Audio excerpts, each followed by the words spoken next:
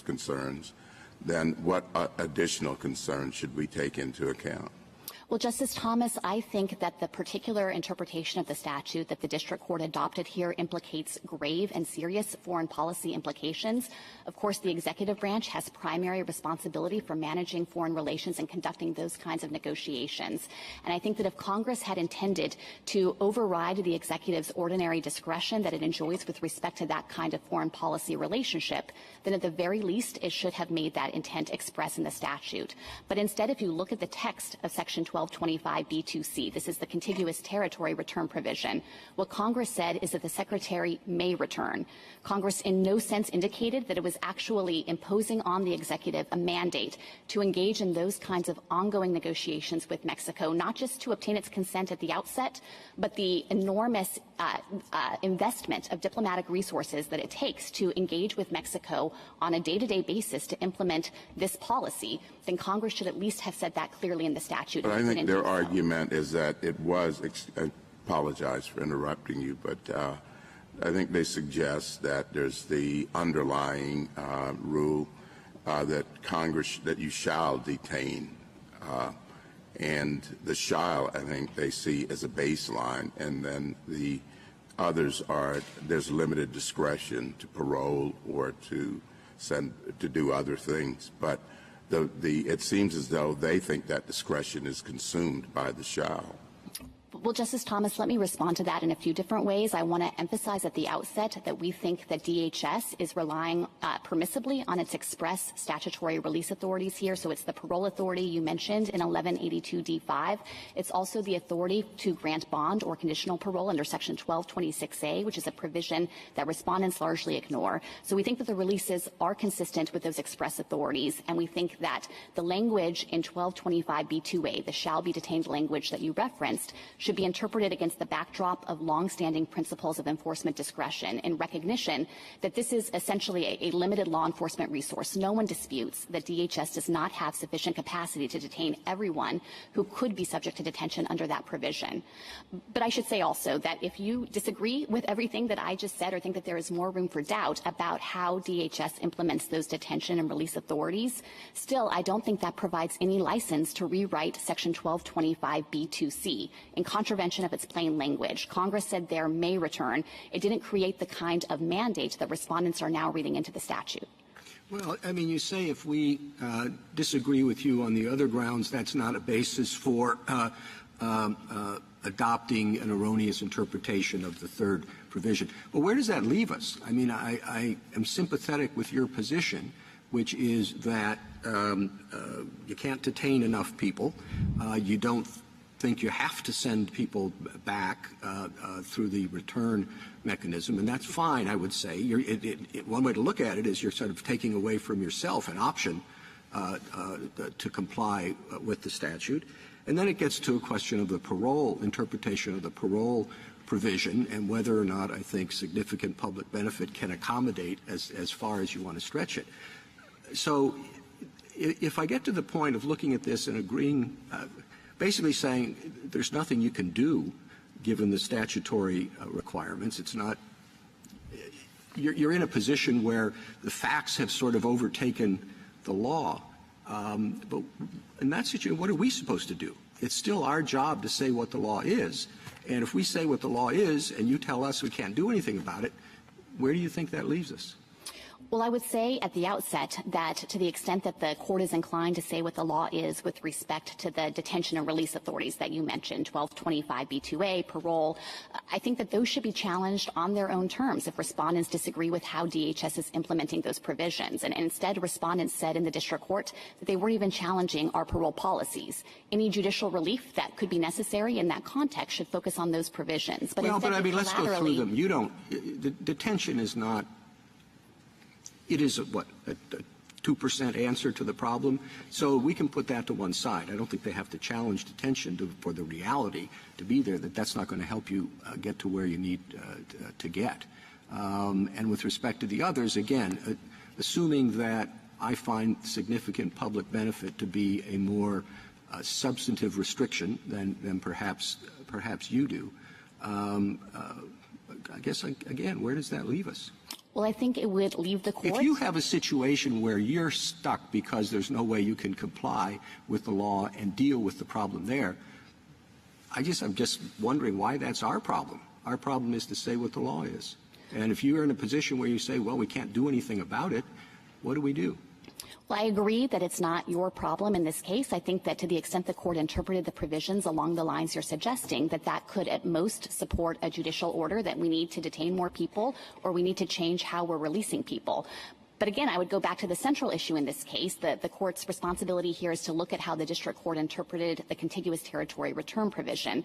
And none of those concerns about detention and release could in any sense justify transforming that position contrary to Congress's plain language, the may return language, with all of the consequences that would have for our foreign relations. So I think the simplest route to resolving this case is to say that. I don't think the court actually needs to say anything more. It's not necessary to resolve any of those questions about the meaning of 1225b2a or 1182d5 or 1226a. All the court needs to say in this case is that the contiguous territory return provision does not carry the meaning that justified the district court's injunction in this case. General,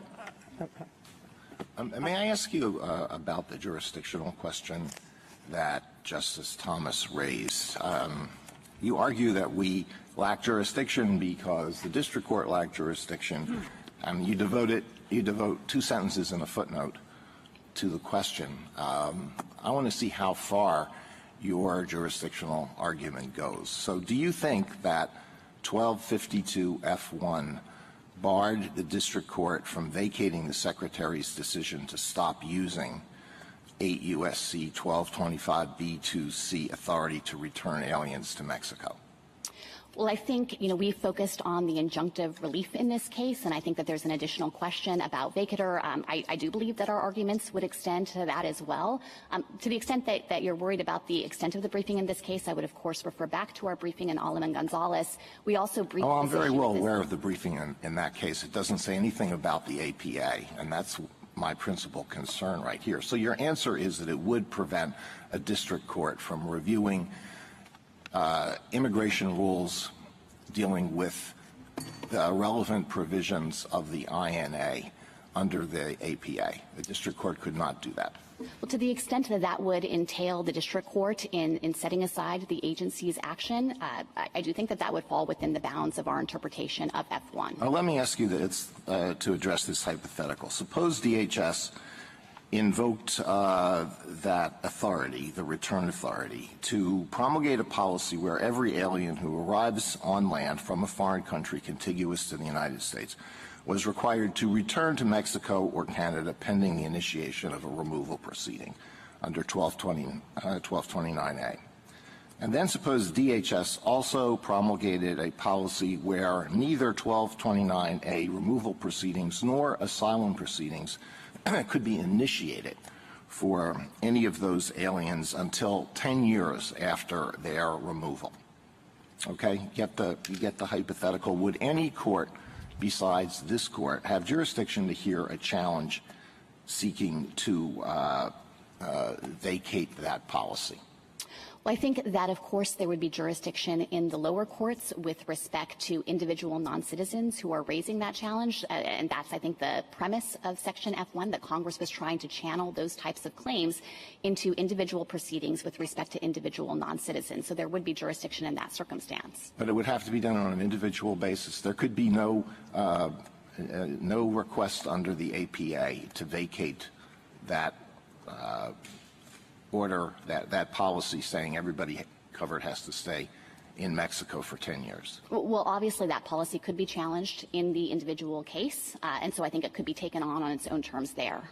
Don't you think that that's you might be right, but don't you think that's a far-reaching argument? Don't you think that goes well beyond anything that would come to that we would have thought about in Garland versus Gonzalez? Don't you think that deserved briefing? Well, certainly, Justice Alito, I defer to this court and how it's choosing to resolve those issues in Allum and Gonzalez. With respect to additional briefing, we did include briefing on this issue at the stay stage in this case as well. So I would refer to our Well, did you say anything about the APA in the Gonzalez case?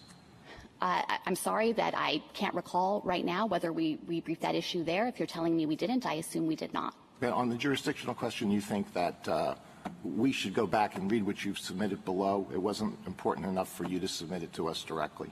We did brief this issue at the stay stage in this case, and this court, we understand, denied the stay nevertheless and found a likelihood of success on the merits with respect to the procedural APA claim on the June 1st memorandum. So that's why we didn't renew our briefing on this issue at the merit stage. Counsel, are you taking the position that 1252F1 also eliminates declaratory judgment rulings?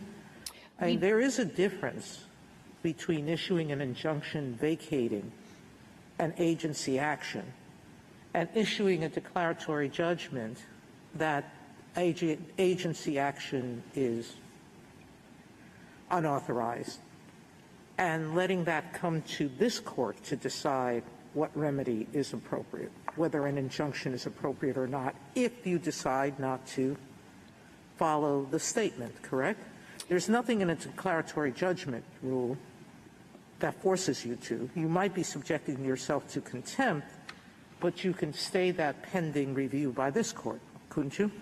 That's right, Justice Sotomayor. So I think that it would be possible for the court to draw that distinction and distinguish between declaratory relief and injunctive relief. You don't see anything in the language of 1252F1 that stops declaratory relief. I believe when Alaman Gonzalez was argued, we suggested that that was an open question, and I recognize that it's a more difficult question. Here, I think that it's clear that our F1 argument applies because we're facing a nationwide permanent injunction in this case. Now, what do we... I'm sorry. Go ahead. I just wanted to follow up on that. Go ahead. Okay. I would just appreciate an answer to Justice Sotomayor's question about declaratory relief in the government's position with respect to 1252F. I'm sorry, a clarification? Yeah. So I'll do my best, and I should confess that I didn't go back to review the oral argument transcript in Alaman Gonzalez, but I think we took the position there that it's an unsettled question how this would apply in the context of declaratory relief. And so, you know, I want to be consistent with that position, but I recognize it's a harder issue for us, and I think that there would be a path for the court to determine that there's a distinction between declaratory relief and injunctive relief, which is, of course, the primary focus of that provision. No, I understand it's an open question and a difficult one. I just wonder whether the government has a view on it, one way or the other. Our view is that it also could foreclose review of declaratory relief, but I recognize the court could conclude otherwise. Why would it foreclose declaratory relief? I'm sorry, Justice Gorsuch. I don't have further information at this time. If you'd like us to submit supplemental briefing on this issue, we would be happy to do so to try to clarify that position. But it is the government's position that it does foreclose declaratory relief, too. I believe that's the position we took at oral argument in Alaman Gonzalez, recognizing it was a tougher issue. Thank you. If I could turn to the various textual clues and contextual clues that we think fortify our interpretation of the contiguous territory return provision in this case, there are really four key things that I want to focus on that I think demonstrate that the district court's interpretation here went seriously awry. And the first thing, of course, is the text, which was emphasized that Congress used the may return language, which is clearly discretionary. On respondents' interpretation, what Congress really meant is the Secretary may return unless detention capacity is lacking, in which case he must return. But Congress nowhere put that condition precedent into the statute, and I think it's really significant that Congress failed to do so, because on respondents' reading, this would have been mandatory from the outset and at all times thereafter. In 1996, when Congress enacted this provision, there was not sufficient detention capacity at that time, and respondents don't dispute that that has remained continuously the case. So I think it's particularly notable that their interpretation of the statute would have run counter to the text all along. I would point as well. Is there any indication in connection with the 96 Act that anyone in Congress expected that if there was not sufficient detention capacity, that hundreds of thousands of people would be just paroled into the United States without being lawfully admitted? Did anyone say that in Congress? I don't think that there was express history on that point, but Congress was focused on the detention issue, and it thought that the new expedited removal provisions that it had added to the statute at the same time would function to alleviate part of the strain on detention resources. So I think that history actually shows that Congress here wasn't thinking that contiguous territory return would be the solution to this issue. Instead, they were focused on expedited removal to do so. And it's no mystery about where this provision came from, contiguous territory return. It was a much narrower and more discrete problem which was that the Board of Immigration Appeals in the Sanchez-Avila case had just concluded in 1996 that the executive's prior discretionary practice of sometimes returning some non-citizens to contiguous territory required express statutory authorization if it was going to continue.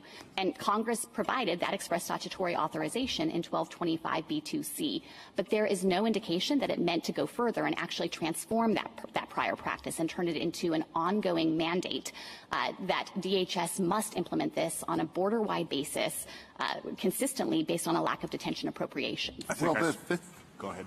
The Fifth Circuit reasoned that didn't deny that the provision you're talking about uses the term may, but it said that if you read the relevant statutory provisions, they give DHS three options. One is to return these individuals to Mexico or Canada. The second is to detain them. Third is to have case-by-case determinations regarding humanitarian issues and public benefit. And 1220, a cornerstone of that is the 1225b2a says the alien shall be detained, right? That's correct. And you now read that to be discretionary in light of Castle Rock. Is that correct? No. To be clear, Justice Alito, and I appreciate the opportunity to offer clarification on this point, we are not suggesting that that language in B2A is essentially functions as a may, that Congress didn't express a preference on this issue. What we think, though, is that against the background of Castle Rock, it's appropriate for DHS to take account of its limited detention capacity for purposes of exercising its various authorities, and that includes the express release authorities. So there's parole. You mentioned it. You left off the list, Section 1226A. We think that's another important source of authority for DHS here. Well, that's what you just said sounded to me like a lot of words that means that we have discretion. We have prosecutorial discretion to decide whether to detain. Shall be detained doesn't literally mean shall be detained. I think what it means— Is that correct? Well, I think in this context, what shall be detained means is that Congress expected us to use the detention capacity that we have, and that's what we're doing. DHS detains tens of thousands of individuals on any given day.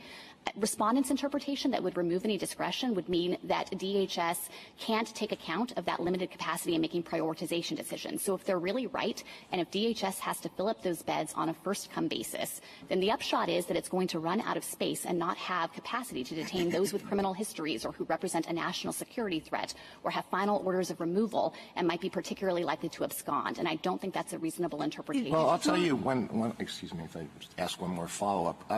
I'll tell you when I read your brief on this point, I said, wow, this is I remember the Jennings case where I had the pleasure of writing the opinion for the court. And I said, boy, my recollection is that the government's brief in that case took exactly the opposite position from what the government is taking here. And I went back and looked at it, and that is exactly the case. You stressed that shall be detained means shall be detained. I have it right before me. You emphasized the language, shall be detained. And you went on. This is a brief filed by your predecessor, Mr. Gershengorn. Unlike the word may, which implies discretion, the word shall usually connotes a requirement. And here the repeated shall be detained clearly means what it says, because Congress said may when it meant may. Congress crafted only one exception to that rule. Congress provided that the Secretary may parole into the United States any alien applying for admission on a case-by-case basis for urgent humanitarian reasons or significant public benefit. Let me respond to that in two ways, if I could, Justice Alito. And the first is to make clear that, of course, there we were addressing a very different type of argument, which is whether Section 1225 contains effectively an implicit statutory entitlement to release on bond, which is what the non-citizens in that case were claiming. And we said then and remain of the view, and this Court said in Jennings, that that's not a proper interpretation of that shall be detained language. But we had no occasion in that case, and this Court had no occasion in that case, to consider how to interpret these provisions of the INA against against the backdrop of traditional enforcement discretion principles. And I would point in particular now to the opinion of Chief Judge Sutton in the Sixth Circuit, a recent opinion we cite in our reply brief in the Arizona case, that I think has a really useful distillation of the relevant principles in this context when you're looking at those types of provisions in the INA in light of limited law enforcement resources. But the second point I'll make is that to the extent you are focused on this differential use of shall and may, I think that only fortifies our principal contention in this case, which is that the contiguous territory return provision uses that discretionary may return, and it's respondents' position that would actually fail to give effect to Congress's drafting choices by turning that into a mandate. Do you think that as to each non-citizen, that you have to comply with one of the four, let's call them now because you added bond, that you have to comply with one of the four options that the statute gives you? Or do you think that there is a kind of residual discretion so that even if an immigrant could not be paroled under 1182, you could release that immigrant, you could still release that immigrant rather than detain him? So I think the question of residual discretion is a difficult one, and we haven't had to process that here because we think that DHS is complying with those four statutory options. Our position is that DHS is faithfully implementing both the parole provision in 1182d5 and the bond and conditional parole provision in section 1226a, and I think that its implementation of those provisions suffices in itself to resolve this case because respondents, as the plaintiffs, alleged and said that DHS was violating those obligations, but came forward with no evidence to substantiate that claim. I mean, I think General Stone's position is sort of we don't need evidence because it's kind of laughable on its face to think that you're paroling this many people by using case-by-case determinations rather than, I think his word is en masse. Well, those kinds of arguments just don't engage with the statutory text here. 1182d5 has a procedural requirement, case-by-case adjudication. DHS does that. It does not grant parole to any individual non-citizen without reviewing the individual case and making an assessment of individualized factors like flight risk, likelihood of absconding, and whether the release of that individual would advance an urgent humanitarian reason or a substantial significant public benefit. And that's, of course, the substantive criteria. Our position is that DHS can permissibly take account of its detention capacity in determining that there is a significant public benefit from releasing a low-priority individual who's not a flight risk, who doesn't have a criminal history, if that would preserve a bed space for someone who's a higher priority under our detention policies. But you were saying we don't need, or you don't need, to argue for residual discretion because you're not using any residual discretion. That's right. We are not using residual discretion here. Within these four categories. That's correct. We think that we do not need residual discretion here, and I think that it's an interesting question, but it's largely an academic one, because here DHS's release authorities amply justify what it's doing on the ground. Counsel, can you tell me what case-by-case review means? You part of your answer addressed it, but each alien is interviewed? That's right. So what is a DHS background does, check done on them? There's usually a criminal background check done. There's a biometric records check that's completed, and DHS reviews that information and makes judgments about things like flight risk and security concerns for purposes of administering these provisions. I'm assuming there's a terrorist list of some sort or database that you look at as well? I assume so as well, although I haven't checked with DHS on that. All right. So, and you presumably you find out what ties or not the person has to the United States and whether they've absconded before, et cetera. That's right. So by regulation, DHS is required to take into account those kinds of considerations insofar as they bear on flight risk, and the parole determination will only be made after making a judgment that the person does not likely present a flight risk. Now, your adversary, General Stone, points to a lot of legislative history that Congress intended 1182d5a to be narrow. Virtually all of the history that he points to is a House committee report, correct? That's right. And it was a committee report that addressed a different version of the statute, not the one that was enacted. So with respect to this version of the statute, was there anywhere a directive by Congress to limit the number of people No, there's certainly nothing in the text of the statute that Congress enacted that places that kind of cap. Instead, Congress directed how parole determinations need to be made, case by case, and it set forth that substantive criteria of the bases for parole, but it nowhere suggested that there is a numerical cap on the number of people who can receive parole. Please tell me how you satisfy the urgent humanitarian reasons or significant public benefit requirements of the statute. We satisfy that because there is a significant public benefit in ensuring that DHS doesn't run out of detention space to house individuals who are higher priorities for detention because of their criminal records, or because they might be particularly likely to abscond, or because Congress itself has directed that they should be detained without release under provisions like 1231A2, 1226C. And DHS's judgment in implementing the statute has been, I think, properly interpreted against the background of enforcement discretion here, that serves a significant public benefit in ensuring that it doesn't run out of capacity when someone is a low priority individual because they don't have a criminal history, they're not a danger to society, they aren't likely to abscond. How about the issue of whether you have enough resources to detain all these people, feed them, clothe them? If you don't, you're going to let them starve and you're going to have the horrific conditions that have gotten so much public attention, correct? Well, certainly DHS is committed to providing humanitarian conditions for detention, but I do think that if you had to detain everybody, could you? No, and no one disputes that. DHS does not have sufficient detention capacity. Congress knows that. Congress was aware of that in 1996 when it enacted this provision, and there is no indication that Congress intended the safety valve here to be contiguous territory return. What are the numbers with respect to that, both now and in the past, in terms of the percentage of people who are stopped or encountered or arrested at the border? Think of those as synonyms. I didn't mean to. Versus the number that you can detain.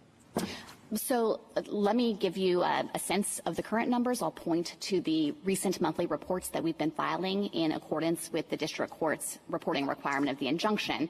The most recent numbers are from March 2022. At that juncture, DHS apprehended about 220,000 people at the border. That was the number of border encounters.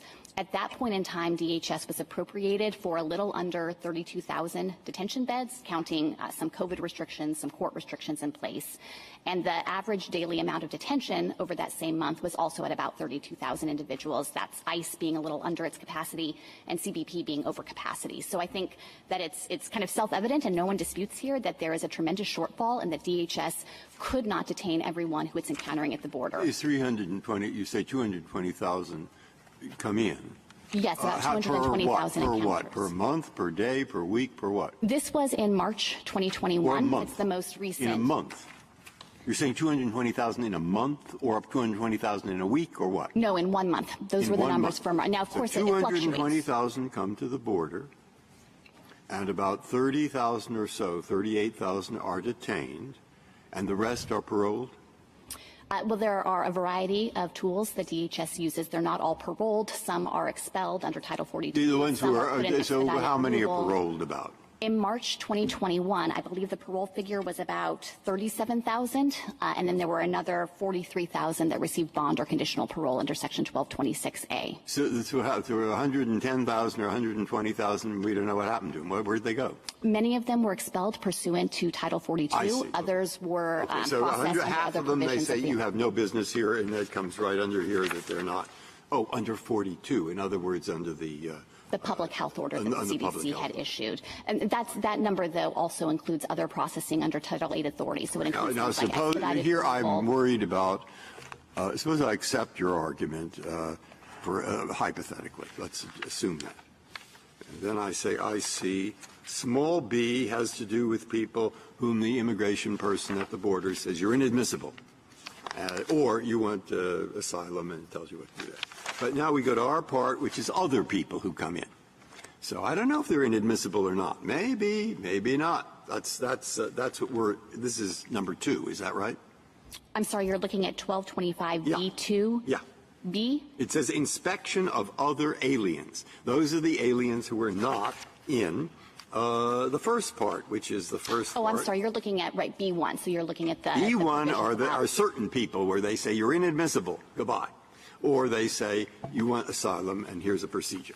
That's then right. it says inspection of other aliens. That's what we're talking about. That's correct. Okay. Yes. Who are the others? The others are the ones you don't know if they're inadmissible or not?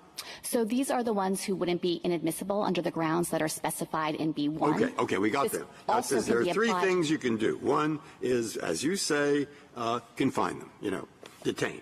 And then number B is an exception, and number C is send them back to Mexico with the word may. Okay? So we've got those three things right equally under the statute. And he says may, so what happens if you say no? And it seems to say shall be detained. And that's what we're talking about. Suppose you just don't detain them, vast numbers.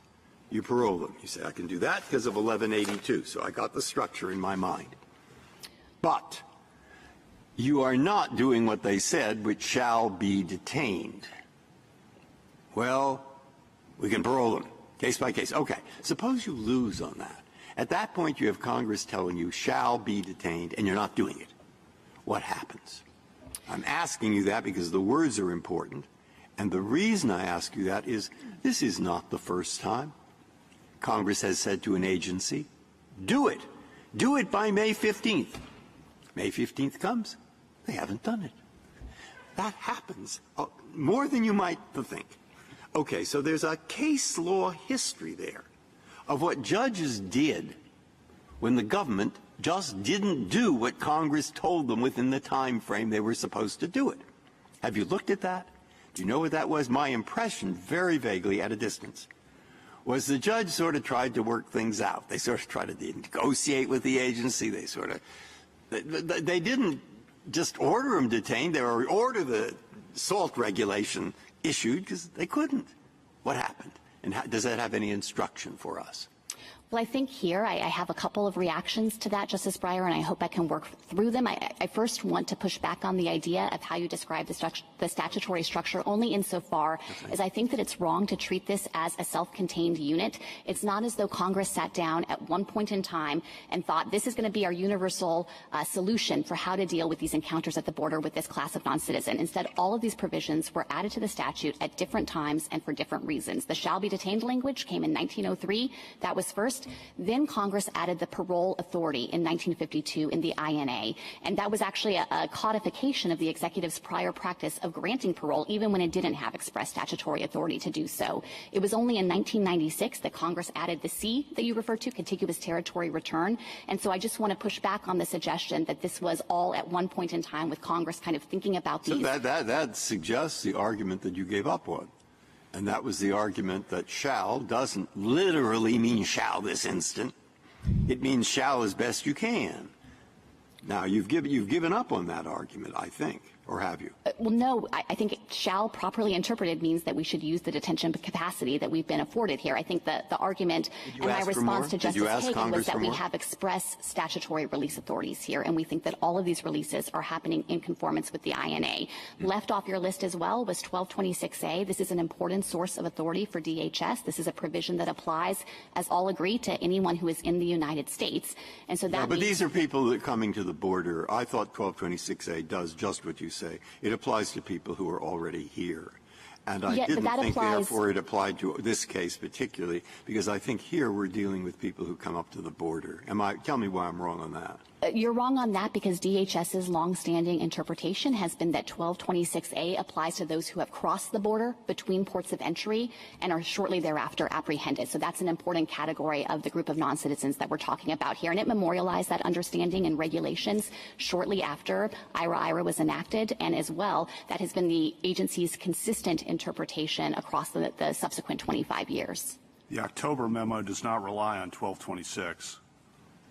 Justice Kavanaugh, I think that the October memo, of course, wasn't focused on any of these issues about detention or release because the Secretary was making a judgment about whether to continue with MPP, and that was his policy judgment weighing all of the costs and benefits of the program. No, in the section about the relationship between MPP and statutory mandates, it was all about significant public benefit under the parole authority. That's right, that he discussed that at length because that is an important source of DHS's authority here. I believe he also referred to the authority that's conferred by Section 1226A. I need to know this for this reason, that I think, suppose we do exactly what you suggested we might do. May means may. Okay? End of the matter. Then the thing goes back. At that point, I'm guessing, but somebody might say, okay, may means may. You don't have to send them back to Mexico, but you do have to detain them. No, we don't, because of the two statutes you mentioned. Yes, you do, because they don't apply. There'll be an argument. I don't know if, one, we should foresee that argument and take a view, or two, we should foresee that argument and not take a view, or three, we should just forget about that and just say whether may means may. I think that is the What's simplest. your view? That is the simplest way to resolve this case. We certainly agree that may means may, and that's really the only issue that's directly teed up for this court's review in light of the injunction. We are actively litigating those other issues in other cases brought by states with respect to our interpretation of 1225b2a, with respect to our application of the release authorities, and I think that that is a better context where it's not essentially relying on those release and detention authorities as a collateral way to force the reimposition of MPP. General, I could Go ahead. I could understand General Stone saying back to you, well, it's, may means may, but you have to read that may within the entire statutory structure and within the set of authorizations that you have.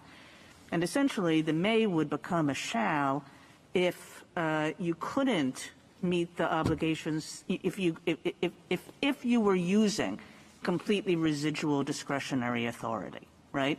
So that if you couldn't parole people under 1182, give them bond under whatever that provision is, et cetera, and you were just throwing up your hands in the air and saying, well, we have to do something, so now we're operating outside the statute entirely, I could see him saying, well, in that case, the may becomes a shall. It's kind of a springing mandate if you can't satisfy your obligations in another way.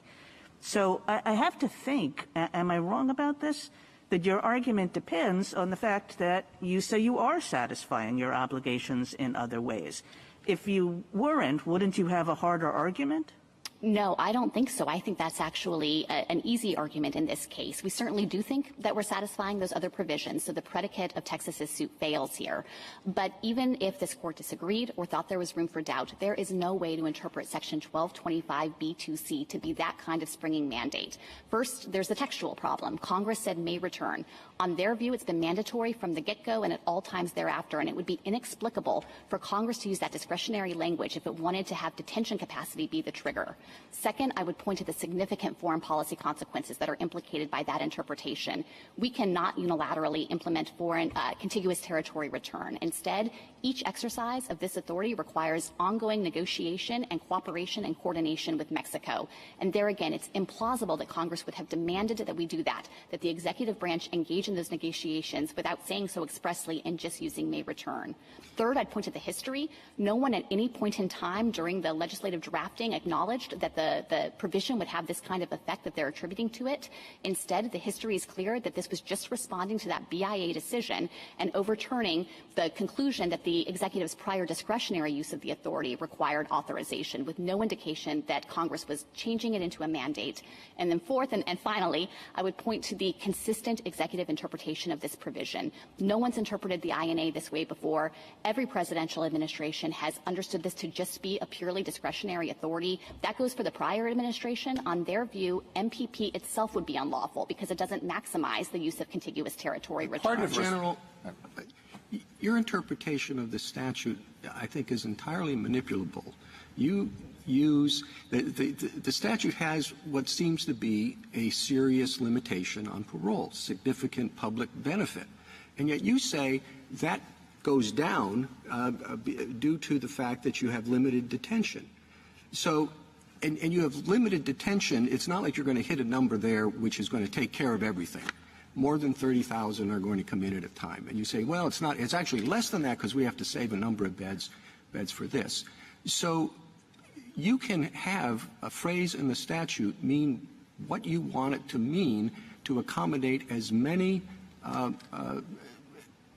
people at the border by releasing them as you want. right? There is no limit, as you read the statute, to the number of people that you can release into the United States, right? Congress did not create a limit in that statute, but of course it's Congress itself that's making these appropriations decisions about how much bed space to give us. But if Congress wants there to be the release of a significant or whatever number, all they have to do is not fund detention facilities to keep the number low, and then you would have whatever authority you want to extend the number of people released into the United States to as great an extent as you want. And you say, well, we're not going to, don't worry about MPP. And, maybe that's your decision. But you're sort of making it even harder for you to do anything other than release the people who encountered at the border into the United States. Well, this is a statutory. Even though, I don't mean to repeat myself, but it's a significant question. Even though the statute that allows you to release people in the United States says there has to be a significant public benefit. And you say there's a significant public benefit when there aren't enough people, there aren't enough beds in detention. So there's no limit at all on how many you can release into the United States.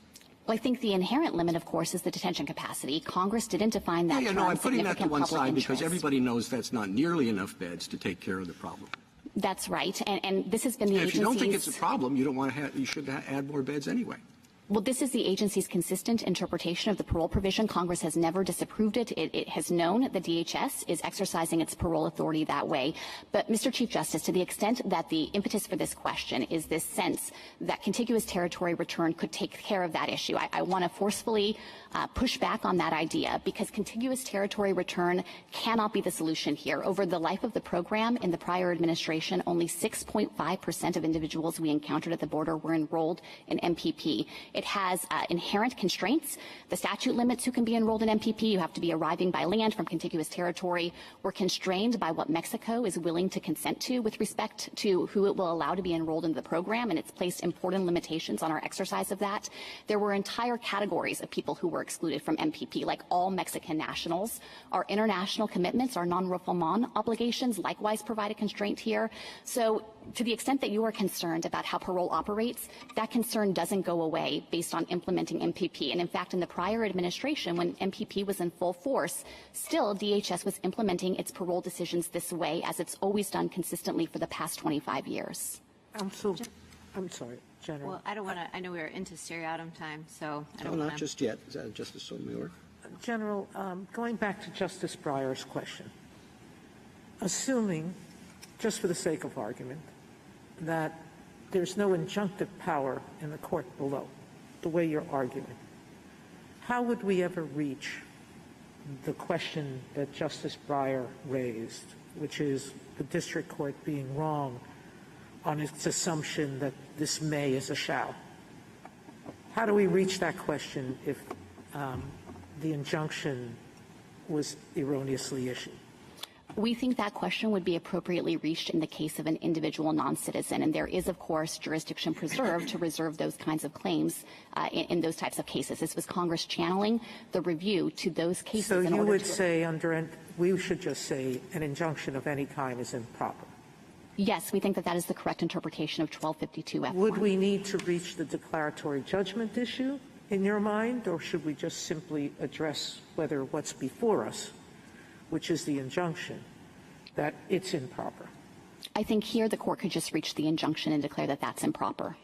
General Prelogger, can I ask you a question about significant public benefit? You've identified the number of beds and the need to prioritize as the public benefit that DHS is taking into account and when deciding whether to parole.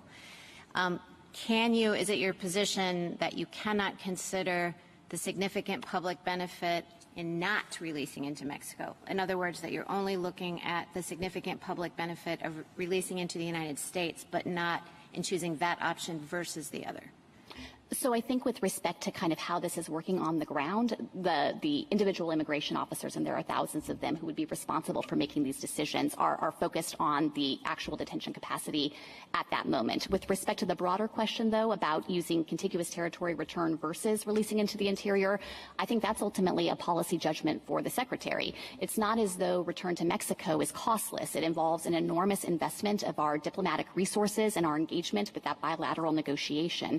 And so I think think that the Secretary is well justified in thinking that in light of the tremendous costs that he identified with the program and in light of his determination that it actually detracted from other strategies and programs he thought would be more effective in stemming the tide of irregular migration, that he was well justified in making that policy determination. Let me go back to the individual. Oh, sorry. Go ahead, finish up. For the individual determination, so you would say that it is not DHS's practice or responsibility with respect to any individual non-citizen to decide the significant public benefit of paroling into the United States versus sending that particular non-citizen back to Mexico? Well, while MPP was operational, I should take the opportunity to clarify. My understanding is that the officers were making those kinds of discretionary decisions, and in fact, the vast majority of non-citizens who were eligible for MPP, or at least a substantial number, were actually diverted out of the program, and that's why the numbers are only about 6.5% of those we encountered at the border were enrolled in the program. So there was discretion to not put an individual in MPP while the program was in effect. Thank you. Thank you, General. We'll get back to you. Justice Thomas, anything further? Justice Breyer? Justice Alito? The parole decisions are supposed to be made on a case-by-case basis, right? That's correct. And the statistics that you cite and the statistics that the respondents provided in their brief about the number of individuals who are being paroled every month are very high.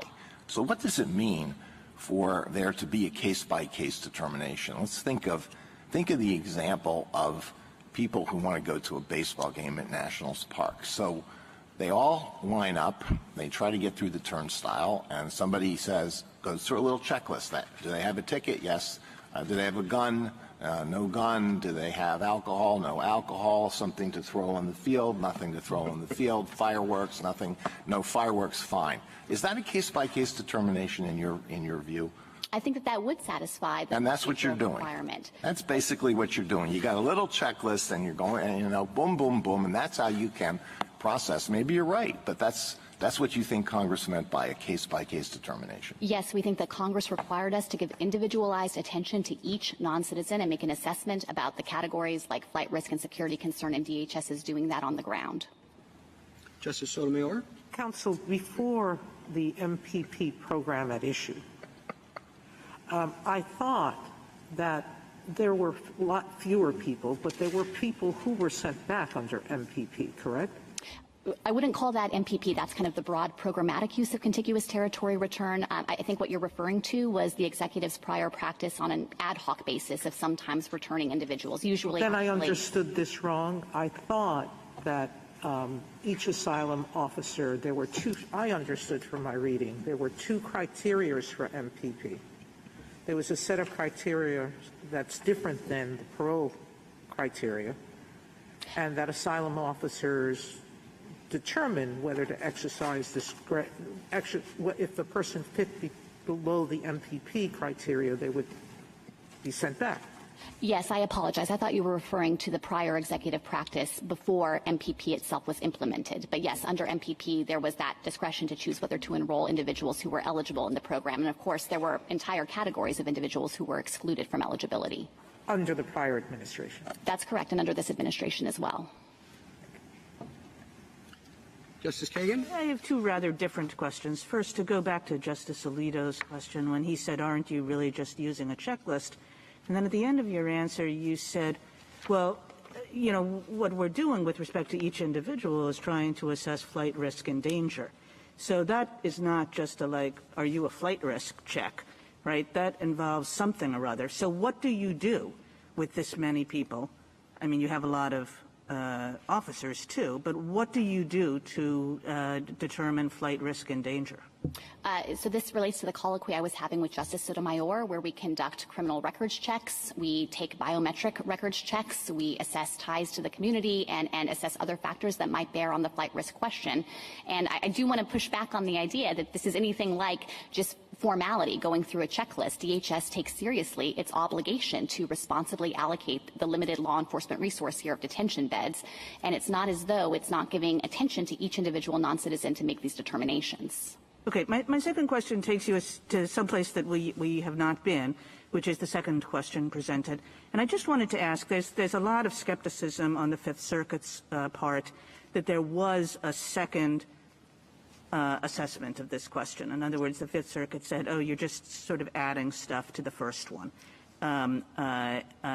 So, and you say, no, this was an independent assessment. I mean, how are we to make that decision? What do you look for in determining whether an assessment is new? I mean, the DACA case basically points to two paths that the agency can take, and one is just to kind of use the initial assessment as a base and add some stuff maybe.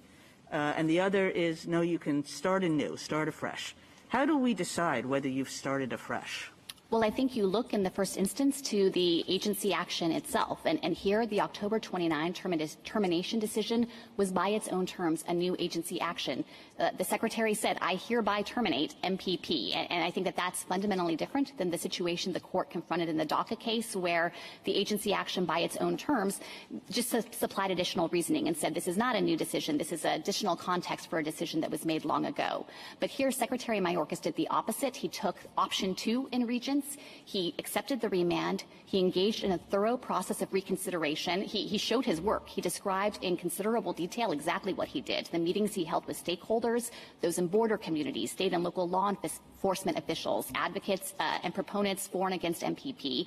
He described the material he had consulted, the congressional records, the litigation records, all of the agency internal memoranda, and then over dozens of pages, he explained the considerations he had taken into account and the conclusions he reached. And I think on that record, this doesn't present a difficult question, because there's no doubt that that qualifies as a new agency action. And the Fifth Circuit's contrary conclusion rested on this inapposite reopening doctrine from the D.C. Circuit about statute of limitations issues that respondents aren't even seeking to defend or mention in this court. So I think whatever hard questions could theoretically arise, this isn't one of them. Justice Gorsuch? Justice Kavanaugh? I have several questions. If you had sufficient detention capacity, could you still exercise your discretion to parole people into the United States? I think at that point, we couldn't count as a significant public interest any resource constraints, because under the hypothetical, there wouldn't be those resource constraints. That wouldn't, of course, supplant the authority that DHS has to take into account other humanitarian reasons or other significant public interests. But I certainly agree that at that juncture, we wouldn't be relying on these allocation of resource constraints for purposes of complying with that requirement. And why is that? Because at that point, there wouldn't be a significant public interest in trying to preserve the limited resource. Why would you have to detain them, though? Well, as I said before, we understand Section 1225B2A to set forth Congress's expectation that we should use the detention capacity that we've been afforded. So we're not saying that's a may or that Congress was neutral on the issue. We're simply pointing to the fact that in this circumstance, where Congress hasn't given us the bed space and no one disputes that, it's not only permissible but responsible for DHS to take that into account in its detention and release decisions. Okay, so you agree that Congress has expressed a preference for detention where that's available? Yes, we do. We don't think that that is a may or simply neutrality on the issue. Okay, switching gears, I don't know if this is before us, so my first question is the State Farm issue with respect to the October memo before us or not? Because if so, I have a lot of State Farm related questions to ask you. I'll probably ask you them anyway, but is this before us or not? So, Riz, we didn't ask this court to review the substance of the October 29th memorandum in recognition that the lower courts haven't considered that issue. Respondents did brief that issue at the end of their brief, and we responded to that in our reply brief. We think if the court reaches that issue, it should clearly reject their arguments. They're exceedingly weak arguments that this wasn't reasoned decision-making. But I, of course, acknowledge that the lower courts haven't had an opportunity to consider that issue. And I would say that I think the problem that we're trying to address here, and the thing we're asking the court to do, is reverse the Fifth Circuit's flawed conclusion that this just isn't an agency action if at State all. Farm's before us, and if it's not before us here, when will it be before us? So we fully expect that Texas will amend its complaint back in district court, and we'll be litigating that issue then. Okay. Well, I'll ask a couple. Although if you're interested in reaching it, then I'm happy to defend it. Well, I'll just ask a couple questions in case we reach it. There were two parts of the explanation in the October memo that jumped out to me as potentially State Farm type issues. One is that you said the memo says that the choice to bring people into the country is because otherwise other more dangerous people would come into the country. In other words, you have a choice between the less dangerous or more dangerous coming into the country. That's on page 28 of the memo. And that strikes me as a false choice because the other option, of course, is to send people to Mexico. So that's one issue. The other issue is I don't see, and this follows up on Justice Barrett's questions, any real explanation in the October memo of what public means and significant public benefit. Is that the American public? Is that the non-citizen public? Who is that? And if it's the American public, there's no real explanation of how the public is benefited by more people coming into the United States who are not lawfully admitted into the United States rather than trying, if feasible, for some of those people to remain in Mexico. I'm not saying what the best exercise of policy discretion is there. I'm saying I think the October memo doesn't quite get into what is public benefit, what does it mean, how are we supposed to assess that? So if I can, I think actually the October 29 memo largely addressed both of those issues by reference to the concerns about detention capacity and the recognition that DHS has not been appropriated to detain each and every non-citizen we encounter by orders of magnitude. And so what Secretary Mayorkas was acknowledging there is that in applying those release authorities, and it's not just parole, of course, but it's also bond under 1226A, it's appropriate to take account of that limited resource. With respect to how that intersects with the use of contiguous territory return, Secretary Mayorkas gave that sustained attention in the memorandum. He explained that there were enormous costs associated with maintaining that program, and with respect to our diplomatic negotiations with Mexico, that we had to divert resources away from other types of bilateral negotiations and cooperation we wish to pursue, that it also drained resources with respect to how DHS can pursue some other policies, and that for all of those reasons, on balance, he found, after giving the issue sustained attention, that MPP just wasn't worth the tremendous cost that it imposed. And if I could make one final point to this line of questioning, I think, again, I want to make clear that it's not as though, to the extent you have concerns about significant public benefit, that MPP cures those concerns. There are inherent limits on the number of people we can enroll. Mexico now, under the court-ordered injunction reimplementation of MPP, is requiring that we process those removal cases within 180 days, and that's a big change from how MPP operated before because it didn't function as intended. There were huge backlogs. People remained in Mexico far longer than anyone had anticipated. There were horrible problems of predatory violence. And to honor that commitment to Mexico, we are very much constrained in the number of people we can enroll in the program. I think this is Justice Barrett's earlier question. I want to try to get a precise answer on this. In considering significant public benefit, is it appropriate for the Secretary to consider the possibility of some people remaining in Mexico against the possibility of all the people for whom there is not detention capacity coming into the United States?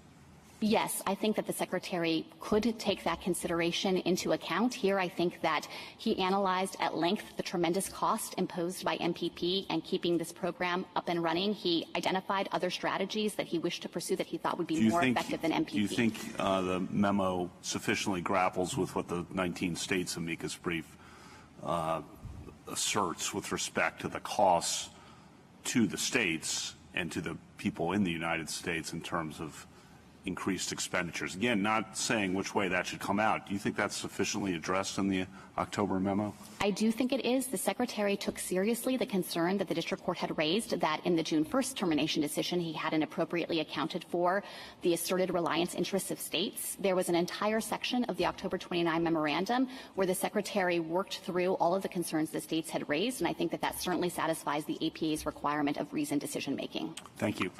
Justice Barrett? Thank you, Justice Kavanaugh. You did a better job asking my questions than I did before.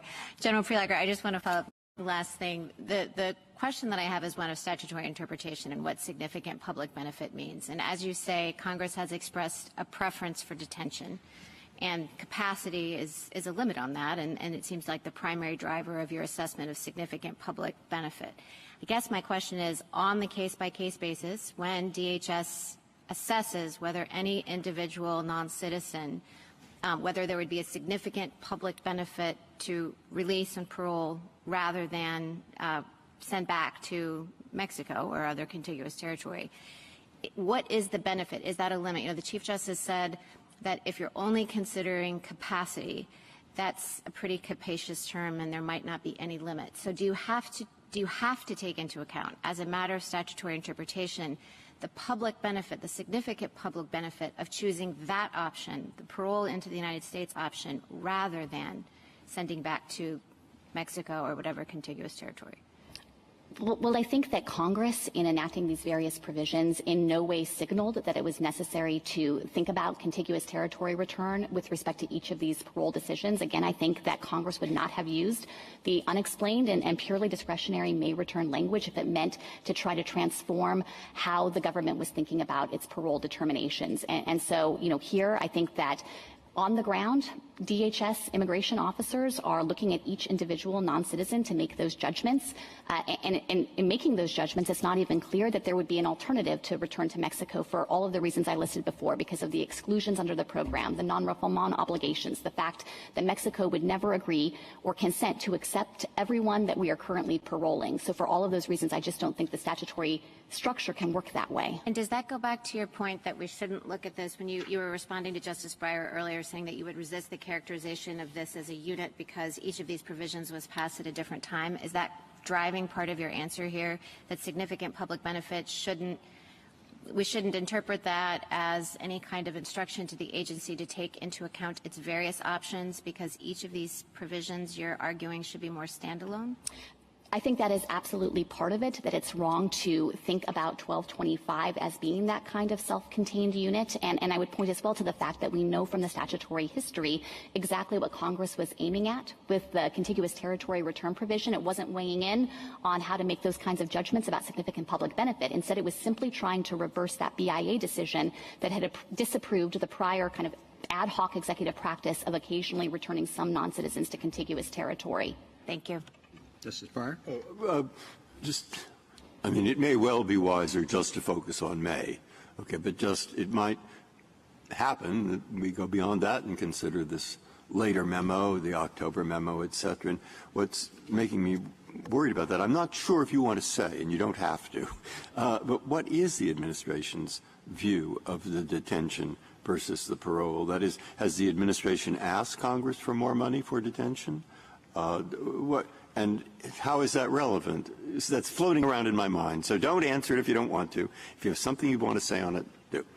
Well, Congress is, of course, responsible for making those appropriations decisions, and the government has submitted budget requests to Congress trying to balance a variety of different considerations here. Among other things, we asked for more resources for immigration judges who could speed the processing of cases that would allow us to detain more individuals with fewer beds because we'd be able to remove them more quickly by resolving their cases more quickly. We've also asked for funding for alternatives to detention, which would help us supervise a greater number of people and ensure that they're not absconding, that they appear for their hearings.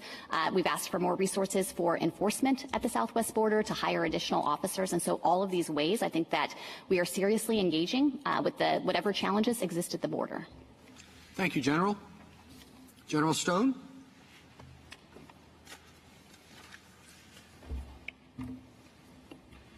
Thank you, Mr. Chief Justice, and may it please the Court. This case presents a procedural question about the October memorandum's effect on petitioner's appeal and a substantive question about petitioner's obligations under Section 1225b2. The answer to the procedural question is straightforward. The Fifth Circuit announced only 2 holdings regarding the October memorandum's effect on that appeal. The first is that the termination of MPP via the October memoranda did not deprive the June termination of its status as final agency action for purposes of that court's jurisdiction. The second is that the Fifth Circuit concluded that those memoranda did not moot this case. Petitioners did not challenge the first in their opening brief, and thus Texas did not address the reopening doctrine, and petitioners have affirmatively disclaimed any challenge to the Fifth Circuit's mootness holding in their reply brief.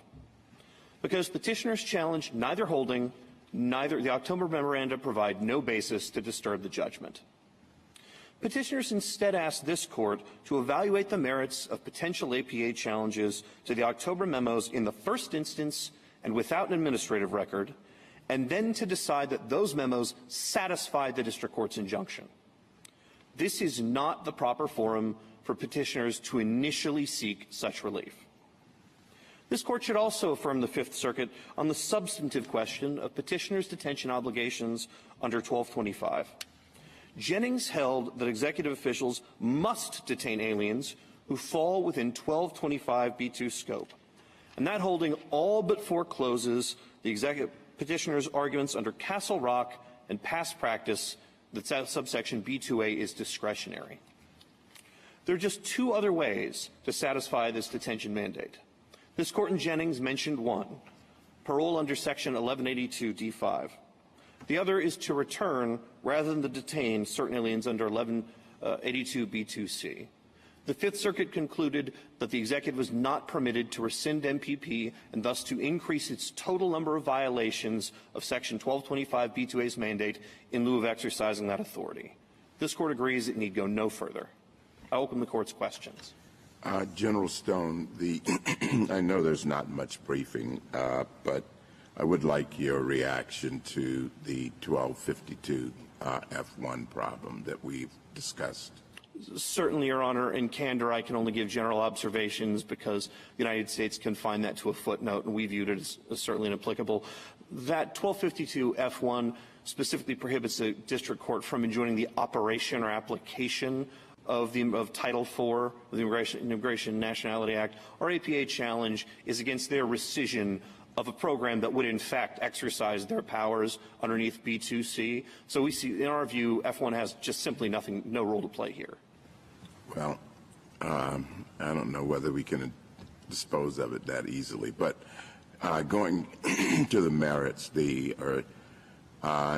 you think, with your reading of the 1225, do you think that the MPP as implemented complied with 1225? MPP as implemented reduced the number of violations. It did not fully satisfy the executive mandate, but so far as it went, it complied with the executive's obligations to return rather than detain the aliens enrolled in MPP. So you could have brought the same lawsuit against the last administration under your reading of 1225. We could have brought a related lawsuit, Your Honor. We would still be required to adhere to the Administrative Procedure Act's limitations, and at that point we would be saying that the administration was required to take a certain specific action, which is to say craft a policy in which they would have otherwise some discretion about how to use B2A, B2C, and 1182. So has any administration ever complied with 1225 under your reading? I assume not, Your Honor. Petitioner suggests that no administration, no executive has fully complied with their detention obligations.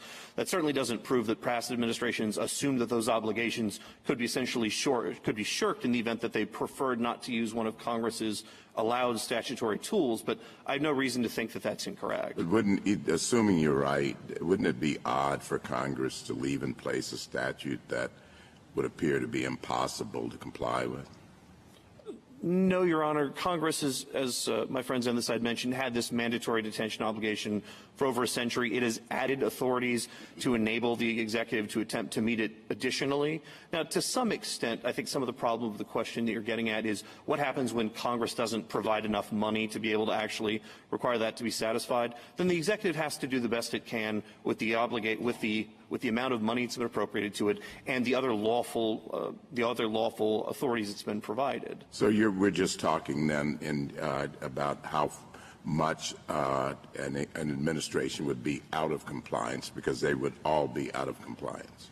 Yes, Your Honor. Each individual who is subject to mandatory detention, as this court described it in Jennings under 1225b2a, who is not either detained, returned pursuant to B2C, or otherwise paroled on a case-by-case basis, is a separate divisible violation of the Immigration and Nationality Act. To what extent, again, that there might be relief in any of those circumstances, especially if we're talking about them individually, that's a different case. Counsel, I have a different view of history, and perhaps you'll deal with mine. And that is that when Congress knows that something's happening and it responds, or it fails to respond, that tells us something about its intent. And the general said that the shall language has been in existence since the turn of the century, and that in no time in American history has any administration followed your interpretation and attempted to detain every single illegal immigrant. On top of that, that they have been paroling or bailing out people in the face of that language since the turn of the century. And that the most that Congress has done is pass 1182 and 1226A, the parole and the bail provisions. And at least in the bail application, there's no limit. It just says the Attorney General can do this. In the 1182, it has set parameters, but it didn't set the parameters of the extensive legislative history you cited in your brief, that it intended to limit the number to a narrow few. That was the House bill that was rejected. And it set no limit in 1182. So what do I do if I'm a person who views that history and says, whatever Congress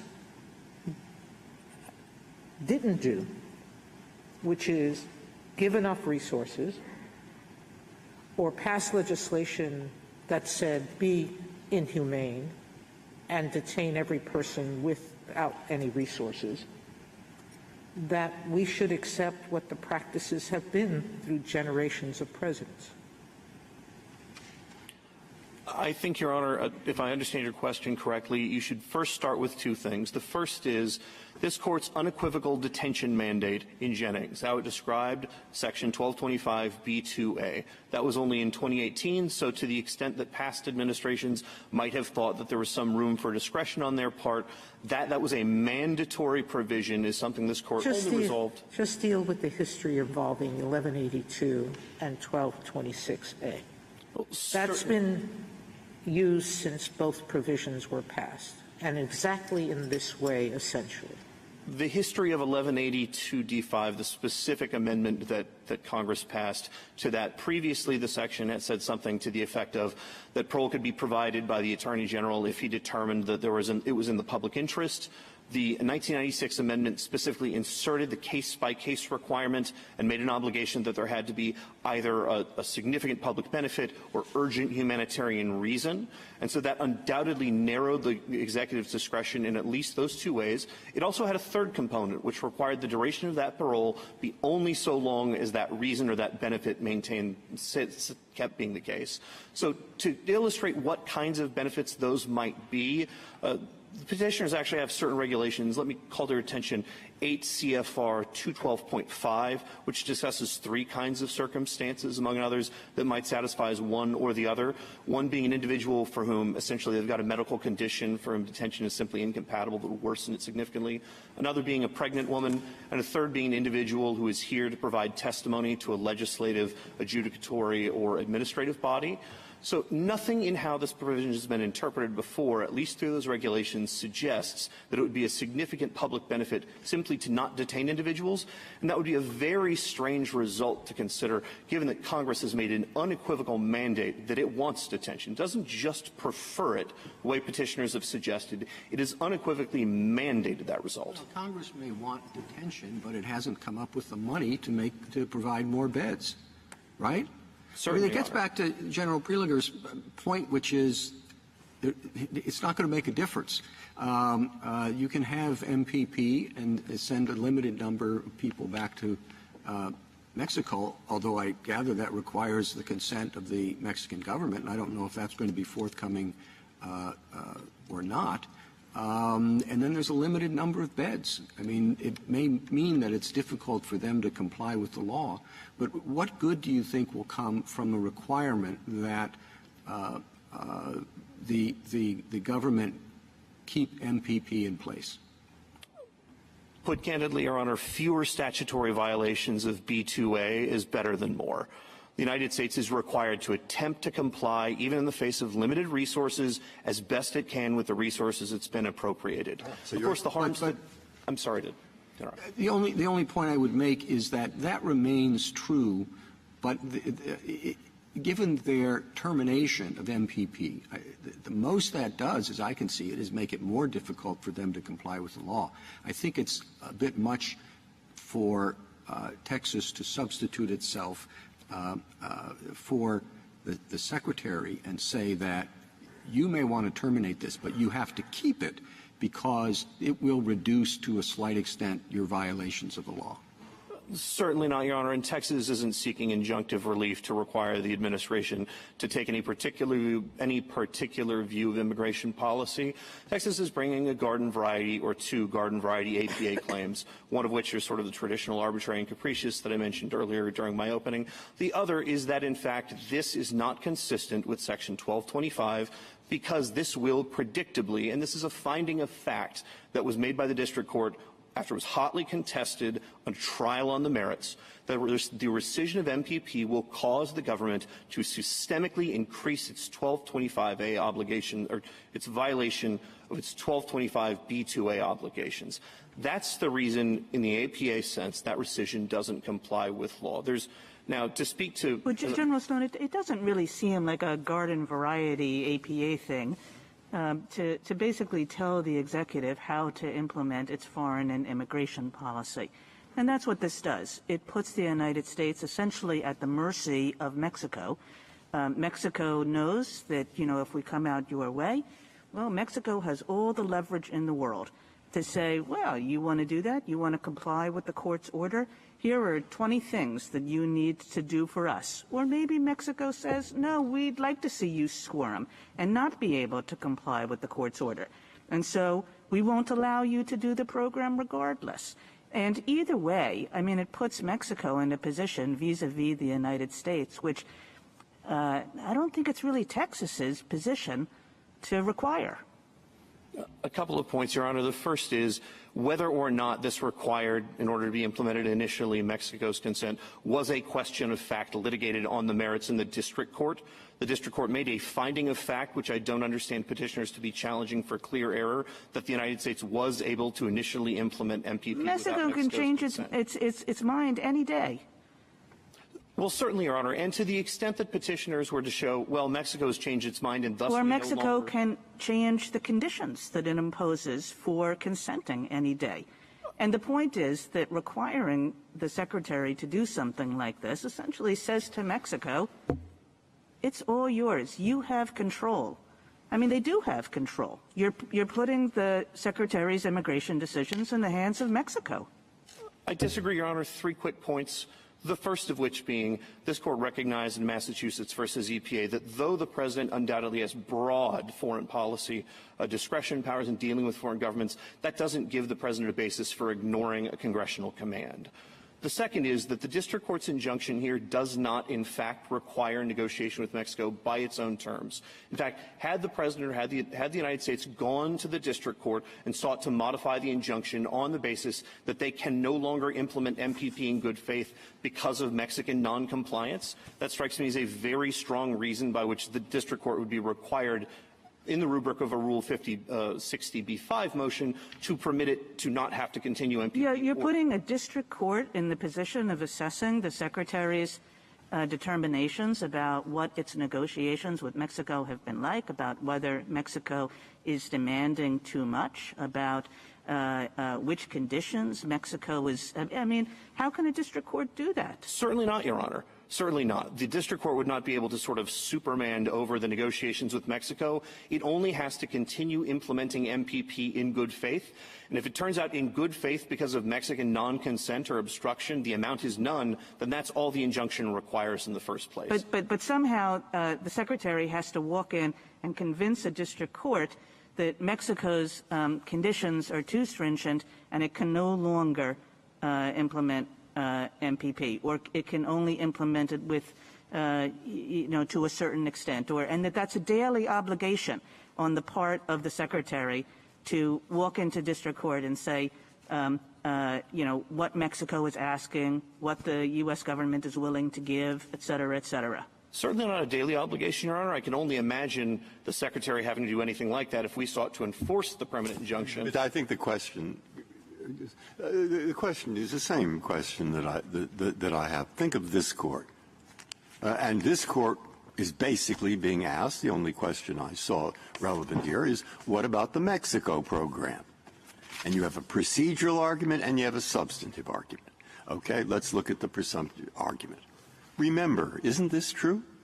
One, there are cases written by, if not me, at least by people I knew in this court, which said where Congress and the President want something, the political branches have greater than ordinary responsibility for determining immigration policy. And here, Congress has not appropriated the detention money. Two, opinions written by people I actually didn't know, like John Marshall, have said that where Congress, where foreign affairs is involved, you don't have to be you can be as specific as Justice Kagan said or not. But foreign affairs is involved. And judges, this is above your pay grade, okay? Stay out of it as much as you can. And three, they use the word may. And four, there is no indication. This has been in existence for years past at different times, and there is no indication that Congress tied that may, which is in Section C, to the detention, which is in Detention A. You have created a very good argument. But Congress nowhere has said anything like that. To the contrary, they didn't pass the money.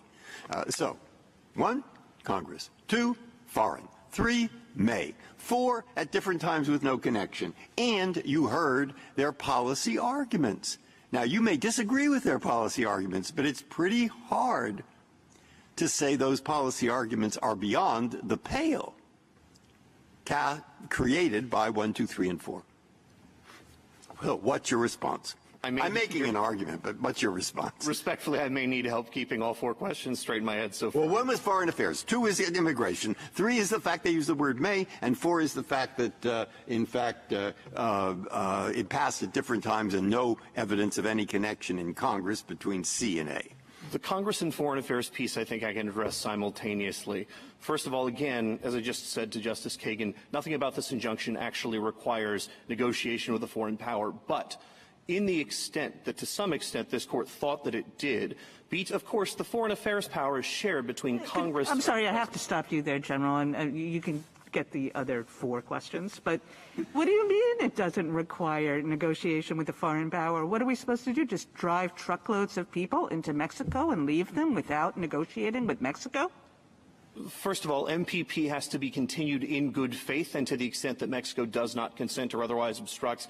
Again, I think that would be an excellent reason for the government to go back to the district court and seek relief from the injunction. Second, the particular authority on which MPP relies, B2C, was passed in 1996, where Congress was very well aware of the country through which most inadmissible aliens arriving on land proceed, and Congress did not see fit to require the consent of a foreign country before giving this as a supplemental tool to the United States to discharge its mandatory B2A options. If that has foreign policy consequences, that's a function of the fact that Congress has foreign policy decisions it makes as well. Congress made one of them through B2C, and all we've asked a district court to do is to prevent the United States from increasing its number of 1225 B2A violations.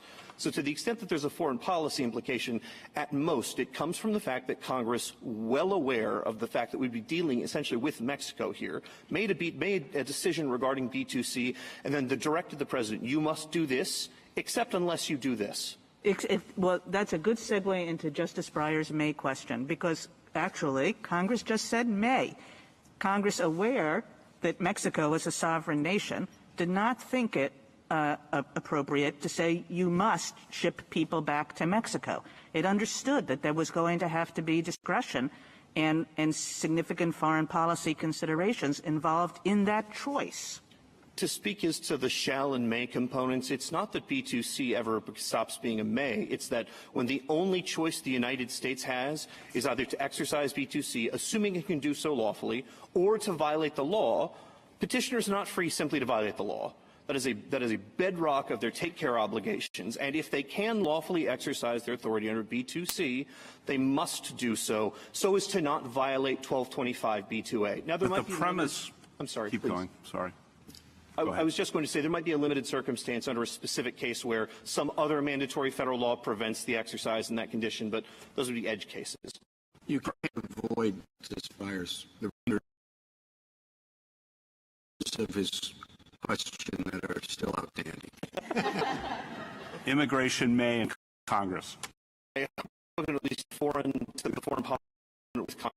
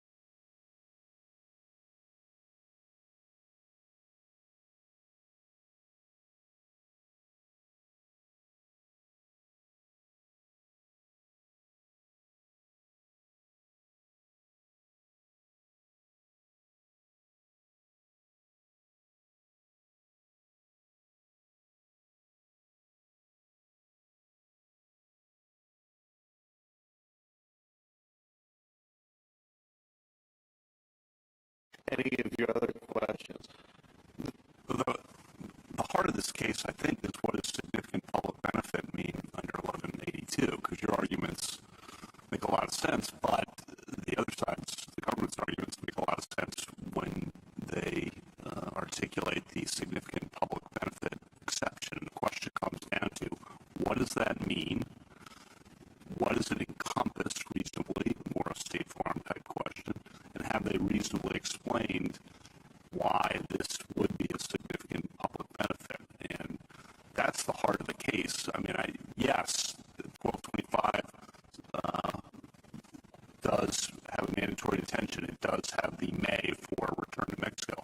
But 1182 is the key because it has this very significant public benefit for paroling everyone in the United States. And they say, consistent with past practice, that language authorizes, in a situation of limited capacity, for parole to be into the United States. So you need to deal with significant public benefit. Absolutely, Justice Kavanaugh. So to speak, there's a sort of a factual question here about what the United States will do that was found, as a matter of fact, by the district court. And then a legal question is the extent of significant public benefit. They're sort of interrelated, so let me try and start with the fact.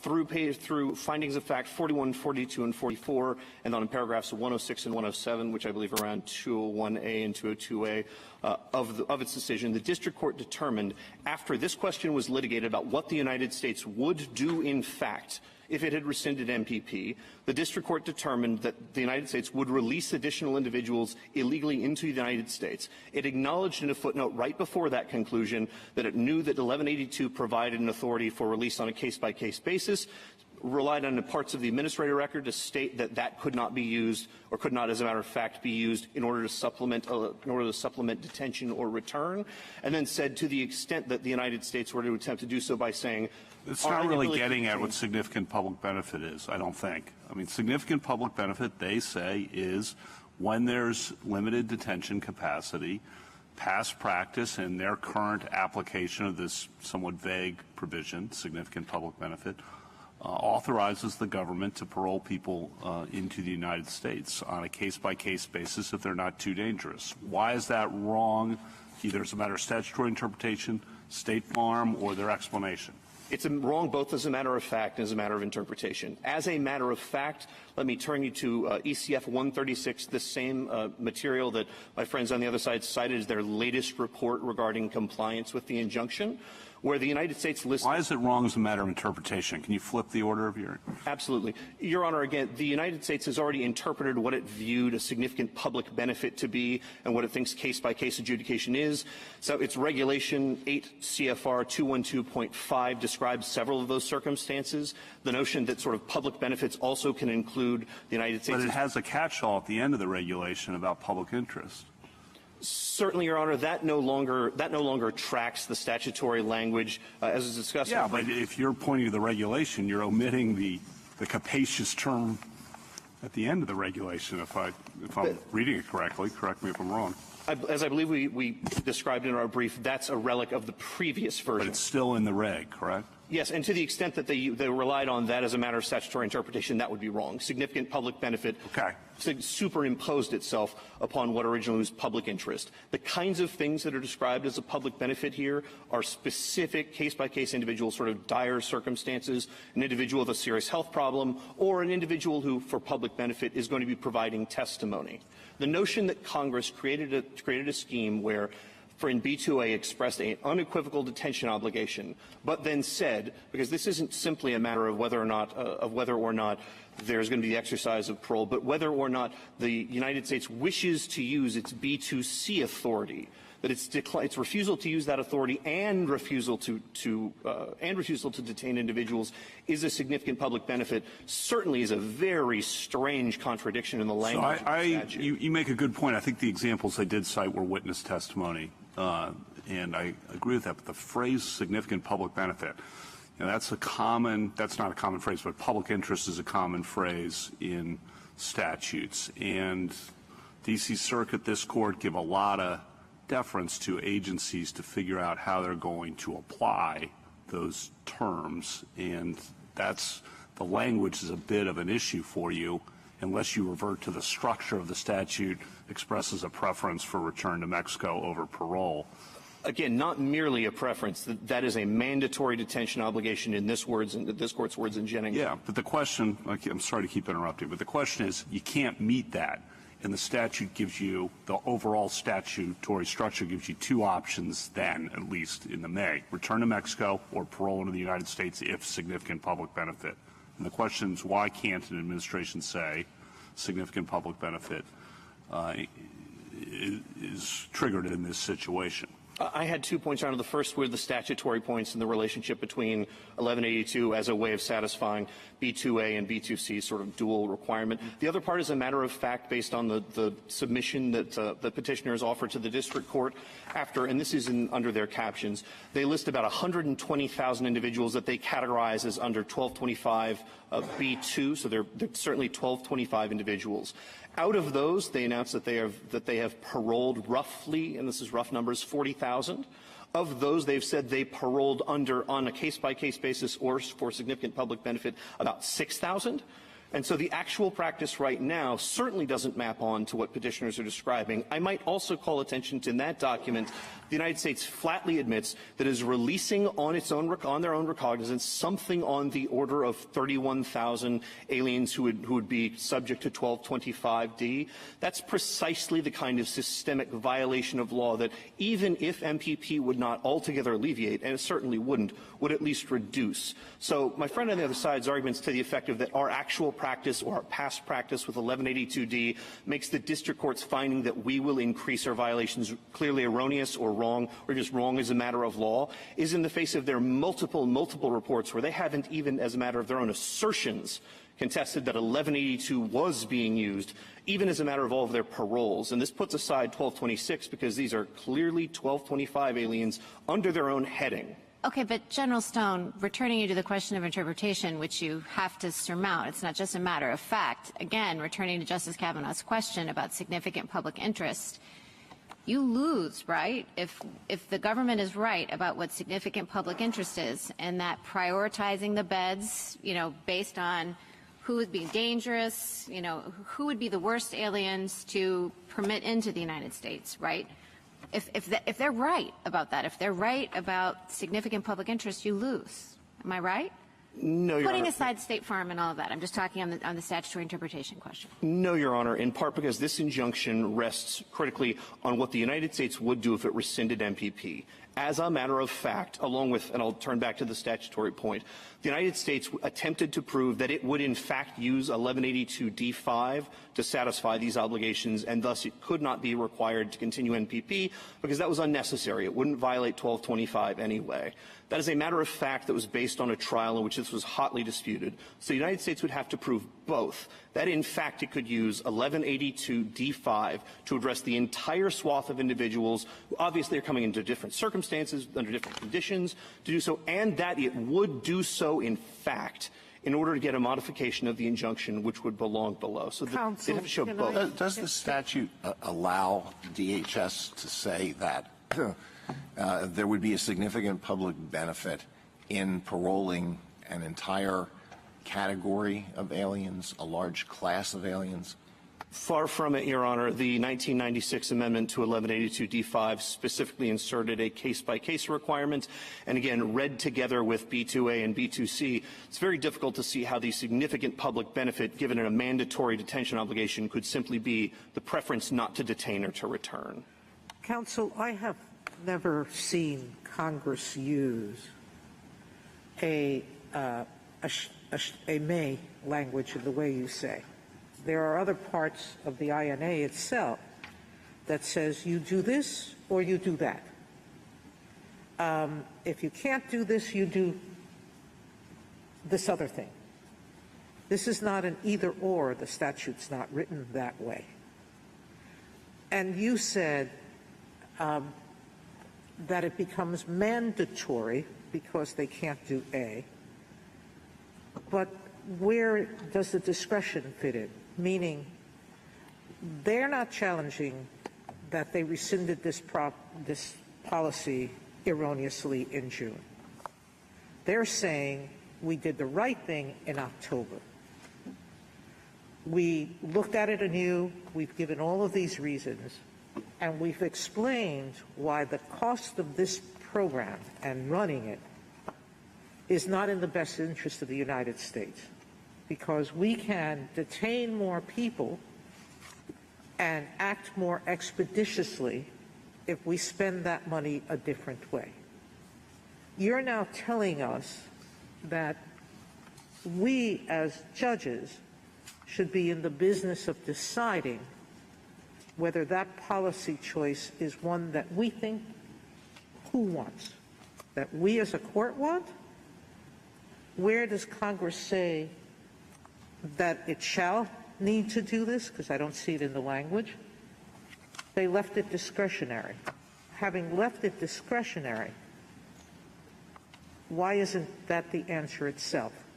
That the policy has been terminated, or the rescission of the policy in June, which is what the district court had before it, was terminated, and the injunction has to be lifted until you prove that the rescission was wrong? Three reasons, Your Honor. The first of which being where the may becomes mandatory. It's only in the limited circumstance where that is the only way that the executive It's already happened. They've done it. They did it and looked at it and said, this doesn't make sense. Our discretion says we shouldn't use this. So that it's been considered. It was considered by the old administration. They followed it to an extent, not completely, because they carved out huge numbers of categories of people they weren't sending back. And you are telling me they violated it too. They now had it before them. They've given thought to it, and they've said, as a matter of our discretion, continuing this program doesn't further the Shoup, because we can do more with the money in other ways. Respectfully, Your Honor, our arguments don't depend on the policy wisdom of MPP or any other particular approach to immigration. They rely in here specifically on the APA merits of the June termination. We agree with the United States that the merits of the October termination under the APA are not properly before this court, and they weren't properly. So why shouldn't we just lift this to say, June is over with, it's not being challenged, there's a new program, you don't need the injunction? In part because, Your Honor, that would be one of two things, as I understand it. Either an appeal to mootness, which, of course, they've already disclaimed they're not challenging the Fifth Circuit's holding on, or otherwise a request under Rule 60b-5 to set aside the injunction. We're here after a trial on the merits and having received the injunction might be moot, but the lawsuit is not moot. They're claiming there are still issues to be resolved, including the October issue, but the reasons for the injunction are over with. So why should we leave extant an injunction that's not necessary? Your Honor, to the extent that they have not affirmatively disclaimed the position that the injunction is moot, it would be upon them to show that it in fact had to become moot because of their intervening actions, which they don't attempt. And then in response, of course, we'd cite this court's voluntary cessation doctrine. In all candor, the United States' approach to mootness here, when it argued below, was something along the lines of that they'd evaded review by accomplishing repetition. And so we believe there are good reasons that this case wouldn't be moot if that, in fact, had been joined by the United States. Nothing in the Fifth Circuit's opinion below, nor should from this court, rest on whether or not the APA merits of the October Amendment are good, bad, or otherwise. That's a matter for them when they return to the district court and seek relief from the injunction. So the questions I was pushing you on, how to interpret significant public benefit, I also alluded to the fact there are State Farm issues potentially that they have discretion. Did they reasonably exercise their discretion, and have they sufficiently explained their exercise of discretion?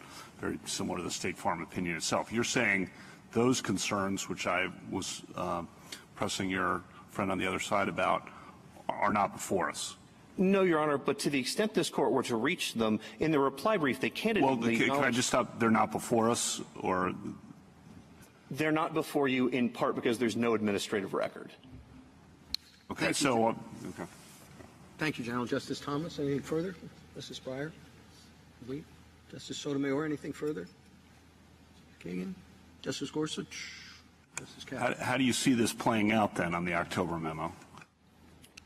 That this court should affirm the Fifth Circuit's affirmance of the district court's injunction, and that with the October memoranda and the October administrative record, the United States should go to the district court, seek relief under Rule 60b-5, and say either we have fully satisfied both conditions, or at minimum for the APA purposes, we've satisfied the APA compliance condition. And if they have, then of course it'd be an abuse of discretion for the district court to deny modifying or satisfying the injunction as a matter of law. And if they haven't, then of course we'll litigate that there. Justice Barrett? Thank you, counsel. Rebuttal, General Prelogar. Thank you, Mr. Chief Justice. Let me make one quick factual correction, and then I'll turn to a couple of points on the statutory question in the case. First, I just want to respond on the facts with respect to our monthly reports to the district court. General Stone has misunderstood the data in that report. All of the parole decisions that DHS is making are on a case-by-case basis. The different categories on that report refer to different ways that DHS codes this data in its database, but those are all following DHS's own regulations, which themselves require case-by-case assessment. The orders of recognizance that are referred to in that report are the grants of conditional parole under Section 1226A. Texas hasn't even challenged our reliance on 1226A in this case. Turning to the statutory issue, my friend conceded to Justice Thomas that MPP itself was unlawful. He's conceded that on his interpretation, every presidential administration has been openly violating the INA. I think that that is incredibly powerful and persuasive evidence that that interpretation is incorrect. Second, I want to respond, Justice Kavanaugh, to some of your questions about significant public interest. We have not just generated that consideration of detention capacity for purposes of this case. That has been the executive branch's uniform, consistent interpretation of how our parole authority operates. It's encompassed in our regulations, contrary to what General Stone said, based on that catch-all category that you referenced that specifically authorizes release for other significant public interest, and it makes sense. Because in a world where we don't have sufficient beds, as everyone acknowledges, there is an imperative public interest in ensuring that we are detaining the people who might be criminals or who might abscond or who threaten our national security, and not simply filling those beds on a first-come basis with no accounting for the limited detention capacity. Finally, I'd like to leave the court with a few concluding thoughts on the extraordinary nature of the district court's injunction in this case, and particularly with respect to its effects on foreign relations. As I've explained, the executive cannot implement MPP unilaterally. General Stone is simply wrong about that. Mexico has its own sovereignty here, and we are sending individuals onto its territory. So we need to get Mexico's consent to operate the program. That gives Mexico an important point of leverage, as Justice Kagan emphasized in those negotiations, and that's what the district court has ordered here. It has ordered us to conduct those ongoing negotiations with Mexico. It's not just to start up the program. It is coordinating on all of the day-to-day logistics of operating a massive cross-border program like this. The individuals who are returned under MPP need a place to live. They need work authorization. They need access to counsel. They need to be protected against predatory violence from gangs and cartels. We need to coordinate on the logistics of transferring them back and forth across the border into the United States for their immigration hearings, and then back to Mexico to continue to await the results of those proceedings. And in all of that, we have to have ongoing logistical negotiations with Mexico.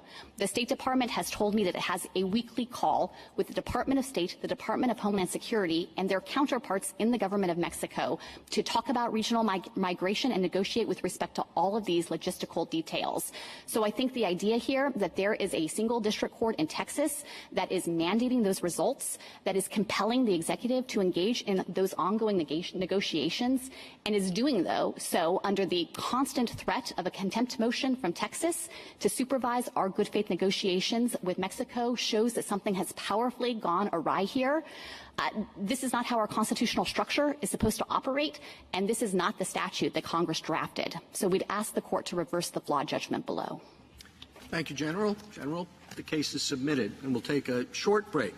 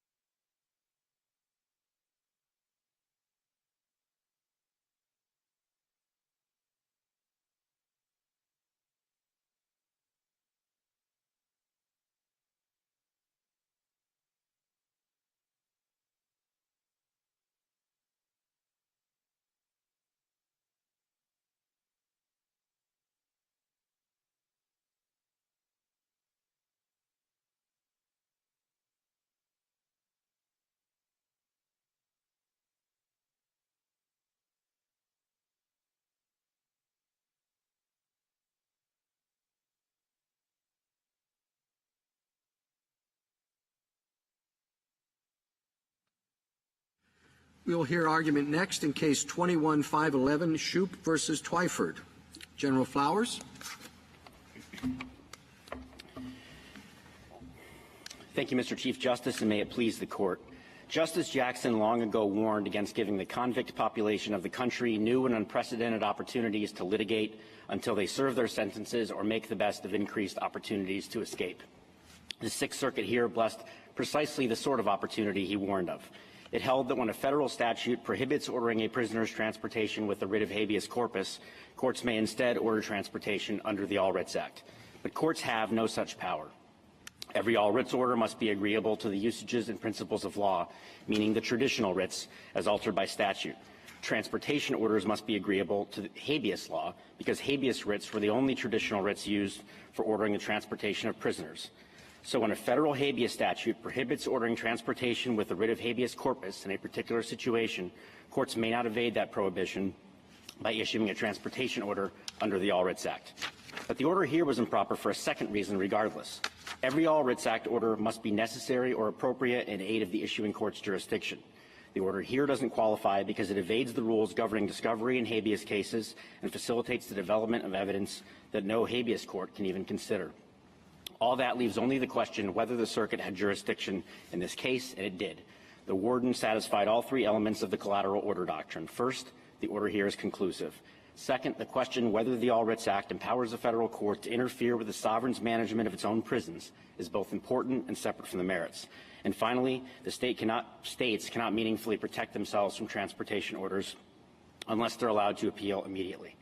Regardless, the warden moved in the alternative for mandamus relief. If the court thinks the collateral order doctrine doesn't apply, it should remand with instructions to issue a writ of mandamus, correcting the district court's egregiously wrong and dangerous decision. I welcome your questions. Just one question, General. Why should we consider this transportation order a writ of habeas corpus? Well, I think there are actually two answers to that. One is you may not, because under the All Writs Act, they need to find some traditional writ to which this is analogous. We candidly don't think there is one, but the best they can possibly do in finding an analog is a habeas writ. So what do you think it is? We think it's not analogous to any historical writ. It's an ad hoc writ that the court had no authority. No, I mean, how would you characterize it for the purpose of deciding this case? We would say that because the closest analog, albeit a bad one, is habeas law, the order here was a writ in the nature of habeas corpus and therefore had to be consistent with statutes like 2241C. And it was not consistent with that because, as Judge Easterbrook explained in his opinion for the court in Ivey in the Seventh Circuit, 2241C prohibits writs of habeas corpus except in except in specified situations.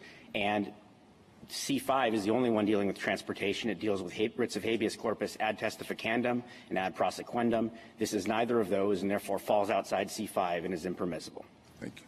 Counsel, I don't want to leave whether this is a appealable collateral order.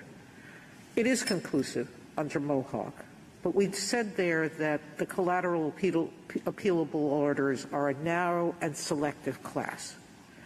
They have to be final. They can't be reviewed on appeal. But if the district court ultimately grants respondent's habeas petition, you can challenge the medical transport order and any evidence that it produces on appeal. If you succeed, that evidence will be excluded from consideration. That is exactly what we held in Mohawk.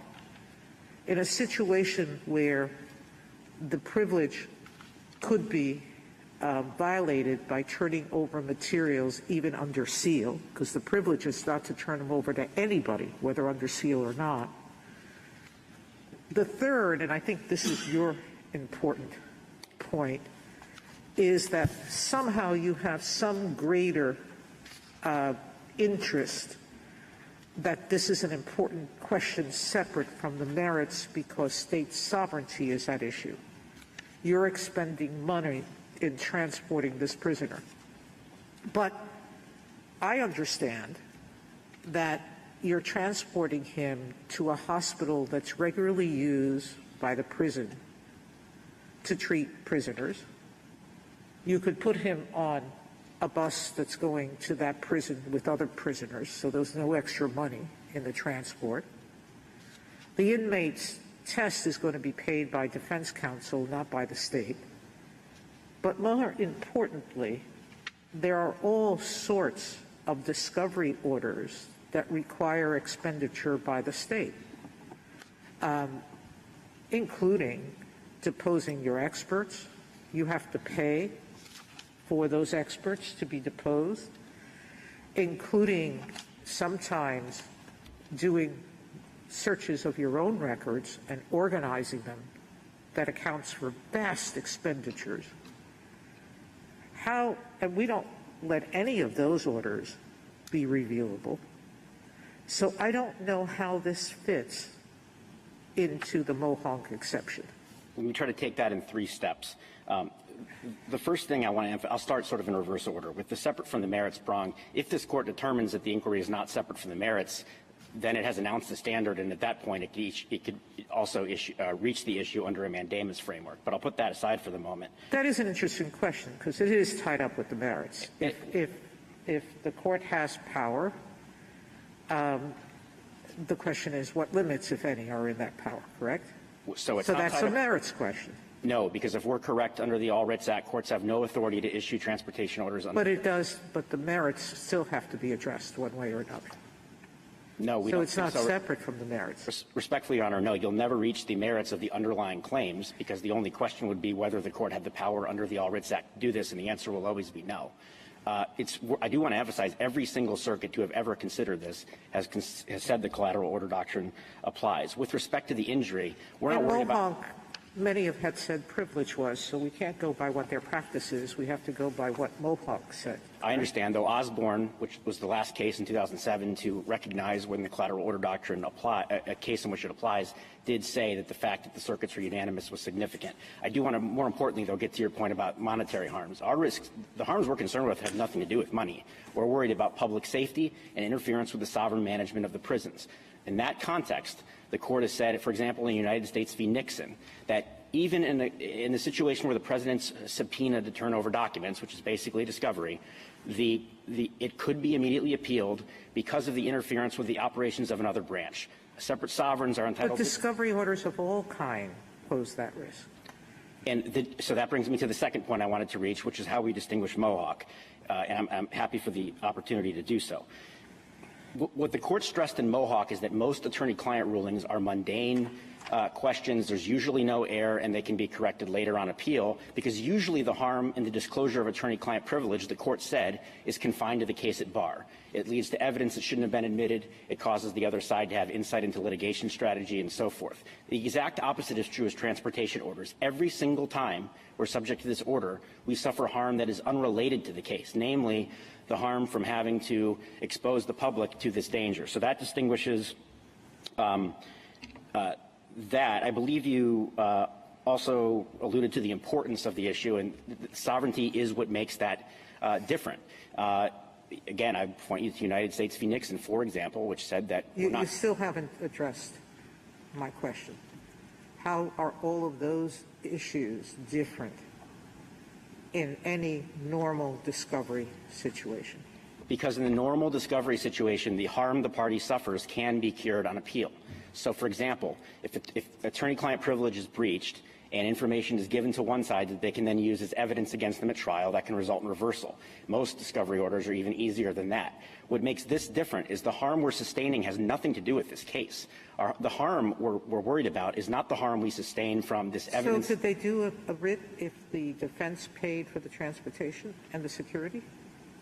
No, because, again, the writ has nothing to do with payment. The injury has nothing to do with payment. The injury we're suffering is the sovereign interference with our safe operation of our prisons that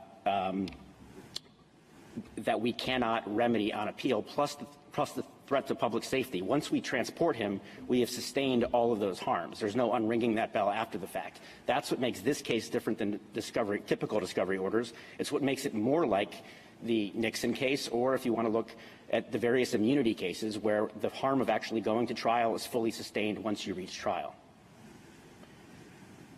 If there are no questions on that, I can briefly reach the questions the court granted certiorari to address. We do think the closest analog here is habeas, and that's why, because this is inconsistent with habeas law, the writ can't issue. And if the court agrees with that, that's all you need to say to reverse the Sixth Circuit. Now, there's been this late push to analogize two discovery rules, saying that this is like certain rules that exist in the federal rules of civil or criminal procedure.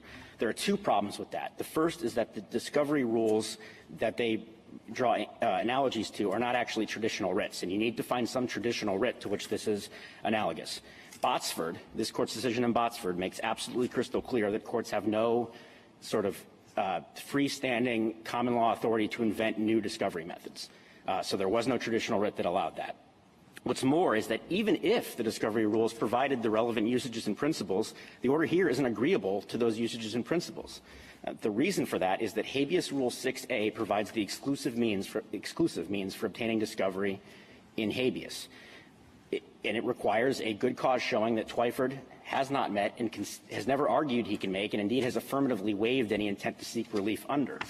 For that reason, this is permitting review that the habeas rules affirmatively disclose. That makes it like the Carlisle case, it makes it like the Syngenta case, and it makes it like the Pennsylvania Bureau of Corrections case, in which this court said that when there's a statute that governs a particular issue, parties may not evade that using the All Writs Act. Are you taking the position that the SG was wrong in all the examples it gave of transport orders, for example, in a 1983 claim involving excessive force, where prisoners ordered into a different medical facility, to a medical facility for examination, or a danger posed in a prison that's been proven? There's been a threat of a guard going to hire someone to kill him, and there's an order to transport him to another prison. All of those, you say, are wrong.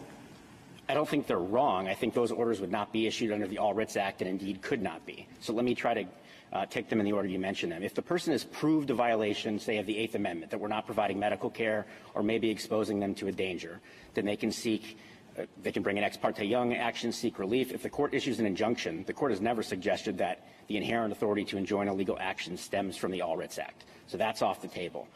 The second would be that even if they for some reason can't bring that suit, if we are doing something that violates their constitutional rights, they could bring a mandamus suit to compel us to do something to vindicate their rights. And then finally, I took you to also be asking, and I take the SG to make the point, that in some cases, if a federal prisoner brings a 1983 suit, they may wish to have discovery, and that discovery may entail a physical examination. So here's my answer to that.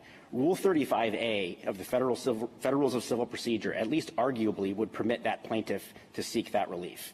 The courts have gone both ways on the question.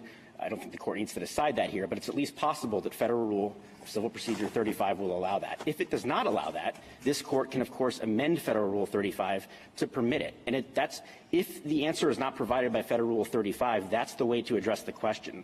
The matter of when prisoners should be moved from one place to another and the threat to public safety that it poses makes this an incredibly important policy question. It's the sort of question that should be answered in either a legislative process by Congress or a quasi-legislative process like this Court's Rules Enabling Act process that would allow all the relevant stakeholders to bring forth all the relevant concerns. I don't think this Court wants to bless a situation in which district courts are resolving that on an ad hoc basis, oftentimes, frankly, giving short shrift to the safety interests that the states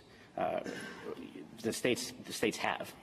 So are you saying, putting aside your Rule 35 point, that the only reason you can transport a prisoner is to testify or for trial? Well, I wouldn't go quite that far. What I would say is that insofar as that's the only thing you can do under the All Writs Act. There may be a particular statute that applies in a specific situation that allows transportation. There may be a federal rule that allows transportation. But if there is none, and if you resort to the All Writs Act, then you need to show that the transportation is agreeable to the usages and principles of law. And if it's inconsistent with 2241C, it is not, and therefore well, but I mean, we have a lot of cases that talk about the broad and flexible office of the Great Writ and under the All Writs Act, and it seems like that's a very confining construction. I think what we say is consistent with all those precedents, so I'll try to take them in order. One is Price, where the court ordered a petitioner to be transported to argue his appeal pro se. Now, that was before 2241C was enacted. There was a predecessor statute that was strikingly similar. The key point, though, is that Price never considered that statute. I don't know if it wasn't raised or what the reason was, but it simply never addressed the problem. So stare decisis absolutely requires the respect the holding of Price. It does not require extending Price's holding to a new context when doing so would require rejecting an argument that case never considered. The next case, I think, is Hayman.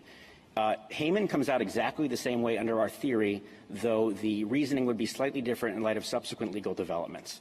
So in Hayman, was a 2255 case. 2255 does anticipate transportation orders, and the court said that as long as you have the All Writs Act, you can issue a writ in the nature of habeas corpus. That, by the way, proves our point that these writs are in the nature of habeas corpus. But it issued what was effectively a writ of habeas corpus ad testificandum. You might ask, why didn't it just do it under C5? That's the way the case would come out today. The court wouldn't need the All Writs Act.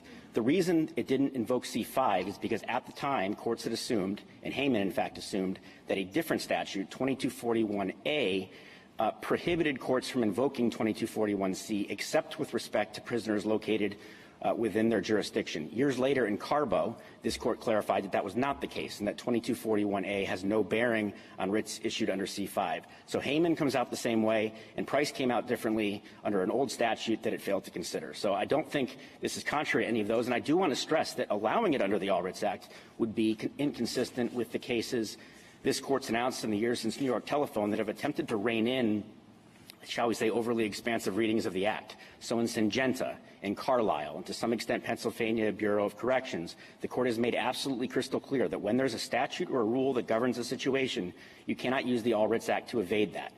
This, if it's anything, is a writ of habeas corpus. They need to be agreeable to that. It's not, and for that reason, it's improper. If there are no further questions, I'm happy to reserve the rest of my time. Thank you, counsel.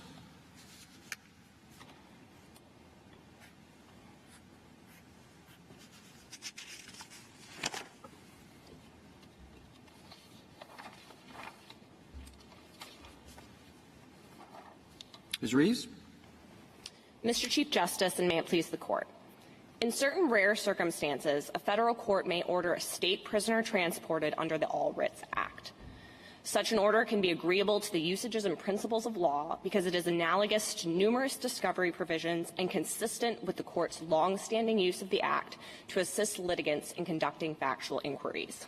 And a transport order may be necessary or appropriate in a Section 2254 case if a prisoner shows good cause for the order and demonstrates that equitable considerations support his transport request. The court took this sort of authority for granted in Rees, and it should not now foreclose courts from issuing transport orders under the All Writs Act. This court has repeatedly rejected the warden's proposition that an order may be issued under the Act only if there is a common law analog.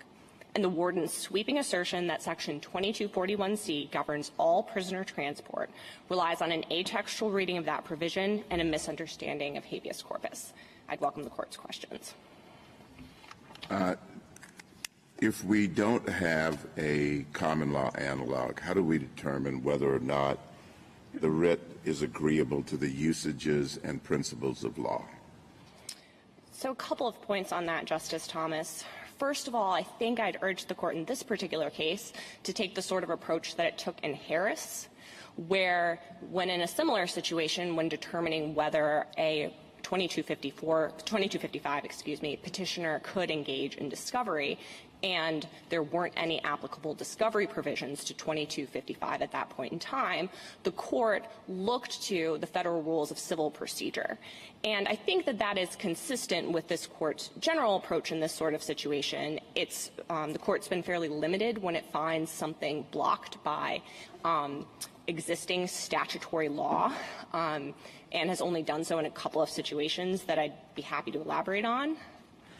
Actually, what I'd like you to elaborate on just a bit, and the jurisdictional question. So the United States does agree that the warden has jurisdiction here. I think that the transport order conclusively determines the disputed question of whether there'll be transport. It resolves an issue completely separate from the merits. It's separate because it's almost an evidentiary consideration under the good cause standard as to whether this particular order should issue. And it's important because the state does have interests, like the president had in Nixon, in running its prisons, imposing presumptively lawful sentences without undue federal interference, and avoiding the risks inherent in prisoner transport. So how would you distinguish this, though, from any other discovery order? So the harm in a with a discovery order can be remedied at the final judgment, because whether the evidence did or didn't come in can be fixed by a new trial. Here, the harm that the warden is complaining about is just inherent in transport. It's nothing related to this evidence coming in or staying out. And that particular harm can't be remedied on appeal from a final judgment here. Counsel, but that's true of Federal Rule 35 order. If someone's mental health is at issue and the court orders under Federal Rule 35 a transport, that medical evidence can or cannot come in, but it may or may not be dispositive of the outcome of the case. So a couple of responses to that. First of all, when it comes to the collateral order doctrine, it's true that lower courts have generally held that Rule 35 orders are not immediately appealable, but that's because a Rule 35 order is focused on requiring an individual to be subjected to an examination and the resulting evidence. There isn't usually It's a transport order, too. That Rule 35 is a transport order, permission to transport someone for a medical exam. I don't think courts have ever interpreted it. We were unable to find an example of a lower court using Rule 35 in a situation like this, where a prisoner seeks transport for an examination. So what do you suppose the order, same question, same order, but it was denied? Can the prisoner appeal it? I mean, the person who wanted the order, can he appeal? So I don't think you need to reach that question. Well, I just want to know what your response is. But yes, lower courts have unanimously found, just as they've unanimously found that orders like this are immediately appealable, they found that orders denying transport are not immediately appealable. They're not. Okay, so we have now a new category of orders. Which category of discoveries, orders? By the way, discovery costs money. And so even if a defendant doesn't end up making much difference to the case, it's going to cost him money. So he'd like it now to save that money, just as the state would like it now to save the evils that they say this order is going to provide. So I'm still back to the original question that Justice Thomas asked. There is a category of orders such that if you grant them, the defendant can appeal, often the state. But if you deny them, there is no appeal.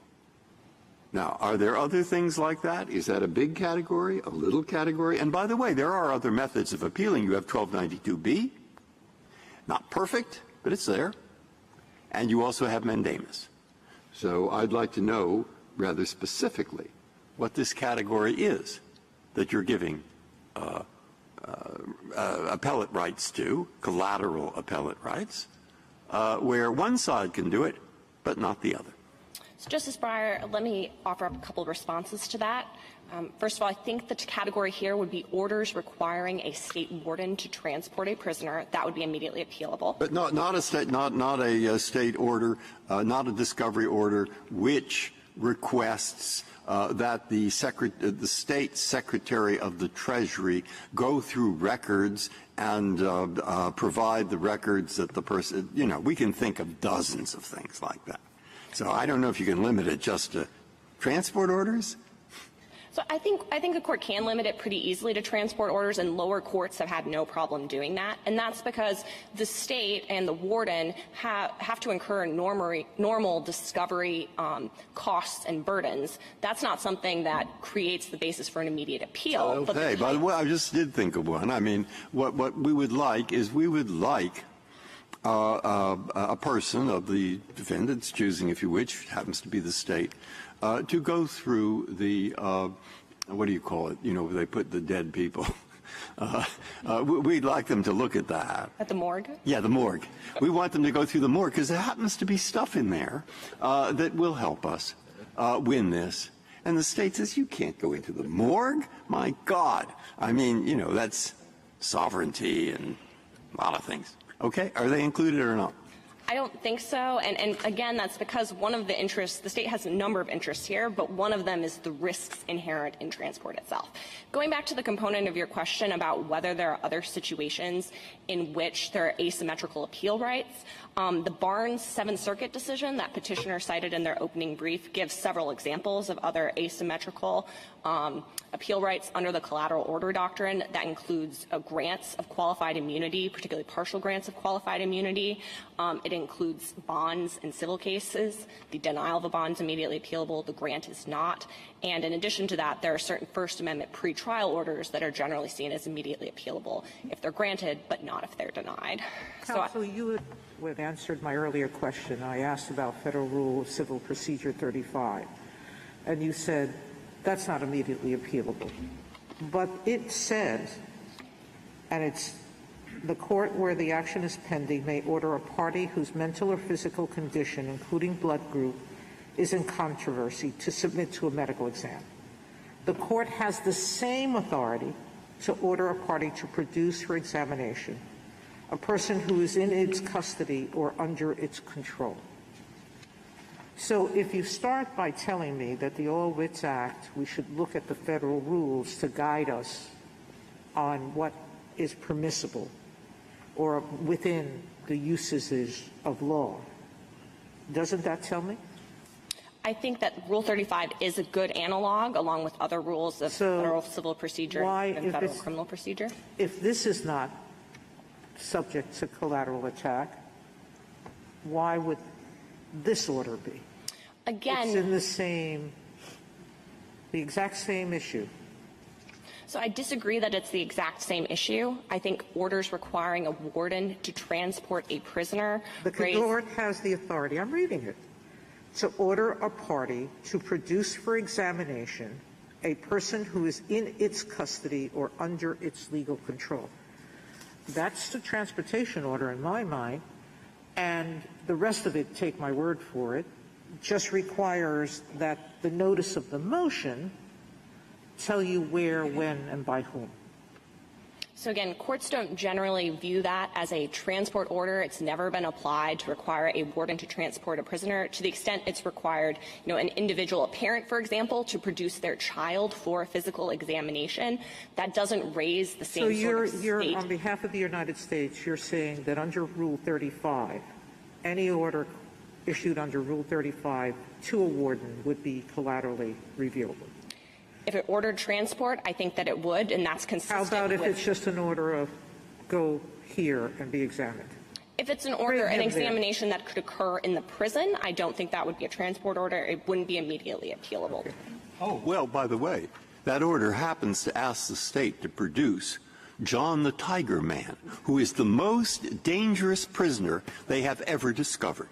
Because here, by the way, their complaint is, one, there is danger, and two, it costs money. Well, they'll pay the money, so it isn't going to cost them money. So they're left with danger. And by the way, depositions of death row inmates may in fact cost a lot of money. But you are saying that ordering a deposition of a death row inmate is not appealable. Or do you say it is appealable? So I don't think the court would need to reach that. I think that if the problem that I'm having, you do need to reach it, because I'm trying to figure out what the category is of the orders that the state can appeal, the discovery orders that the state can appeal collaterally, but the prisoner cannot. And you've got one of them, transportation. And the reason you have transportation, I take it from the other side, is because is danger involved. Okay, I have only been here for a few minutes, and it seems to me I've thought of a few which also involve danger, like the Tiger Man, okay, or death row inmates. And I bet imaginative counsel there can think of a few more. So you want to stick to the only orders that are appealable immediately collaterally are transportation orders and nothing else that provides danger, or what? I think one way to think about this would be, is the category of orders, as the court suggested in Mohawk, always going to raise this type of issue? Here, this type category of orders, because of the nature of transport, are always going to raise the risks issue. deposition orders, assuming the deposition is happening at the prison, that's not always going to raise categorical issues the same way that transport is. And I think for that reason, that might be a situation in which mandamus or a certified appeal is more appropriate, and you don't need the collateral order doctrine to come in as to the entire category of orders. I'm just curious, how many transports of prisoners are there daily in the prison system? I don't have a number for that, but I think some of your amici say thousands a day. I wouldn't contest that, but I would say that most of those are not pursuant to a court order. Most of those are just occurring in the normal course of prison administration and aren't occurring in a situation like this. I take the point, but it does suggest that, not every transport of a prisoner is going to raise security concerns of the kind that you're talking about, that's going to be, maybe the unusual case if prisons, they know how to do this, they do it thousands of times a day. So I don't think it's just the security concerns here. It's also the component of that's definitely part of it, but the additional components include the fact that a federal court is interfering with a state's prison administration in this kind of enormous way. And so I think all of those things together makes this case look more like Nixon from an interest perspective. And I'd also point out— So that's any court order that a state can say you're interfering with my sovereignty? That now becomes immediately appealable? No, it's all the components that I just discussed. And I think as far as your question goes about how often this arises, the fact that this hasn't arisen either direction since Mohawk until this particular case shows how infrequently these sorts of orders are litigated and why the court shouldn't be concerned about extending the collateral order doctrine. Once we say that there's no power ever under any circumstance, then all of the orders that we've issued in the past and Rees ordering the transport of a prisoner to come argue before us, ordering another habeas prisoner to be examined, those were ultra-virus by us. But we're stopping other courts from doing the same thing, correct? So I don't think that whether something's immediately appealable suggests that any of those prior orders were invalid. And we aren't taking the position that, obviously, the United States is taking the position that orders like that can be permissible under the All Writs Act. Thank you, counsel. Anything further? Justice Kavanaugh? Just wanted to follow up, Ms. Reeves, on Justice Thomas's first question. So if there's no common law analog and no specific statutory authorization, in the end it seems to be a policy judgment of sorts, how much we think we should analogize to other rules or what have you, as you point out. If it is in the end a policy judgment, the other side says leave it to Congress or the Rules Committee, given the public safety issues involved. And just wanted you to respond to that, and maybe also tell me what should inform that policy judgment if we're making it. Is it just the benefits, fairness in individual cases outweigh the costs, even though you don't think they do in this particular case? So I think it's important to start from the fact that the All Writs Act is always fulfilling a gap-filling role, and it always comes into play when a statute doesn't directly cover a situation, but there is some type of analog. And obviously here we think that the appropriate analogs to look at are these federal rules we've identified. They don't directly cover, but they do come in through Rule 6 in appropriate situations, and that's what the court should be looking at.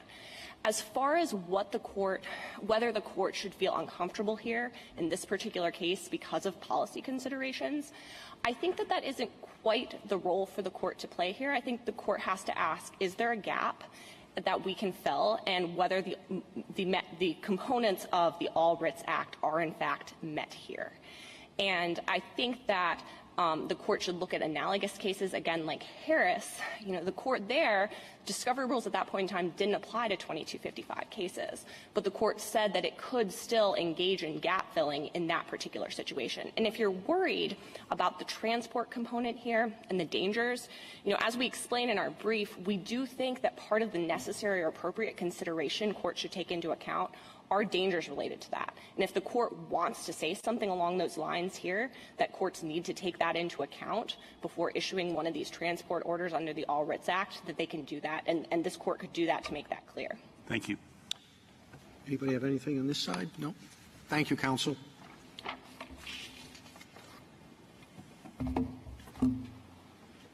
Mr. O'Neill? Mr. Chief Justice, and may it please the Court. The order that the state has spent the last 3 years litigating simply requires the warden to move an inmate between two secure prison buildings, from the detention center to the official prison hospital, so that the inmate can undergo a medical test. That kind of movement happens thousands of times a day around the country, every day of the week. There is no appellate jurisdiction over an interlocutory order involving such a routine event, particularly one that merely removes an obstacle to counsel's investigation of the case.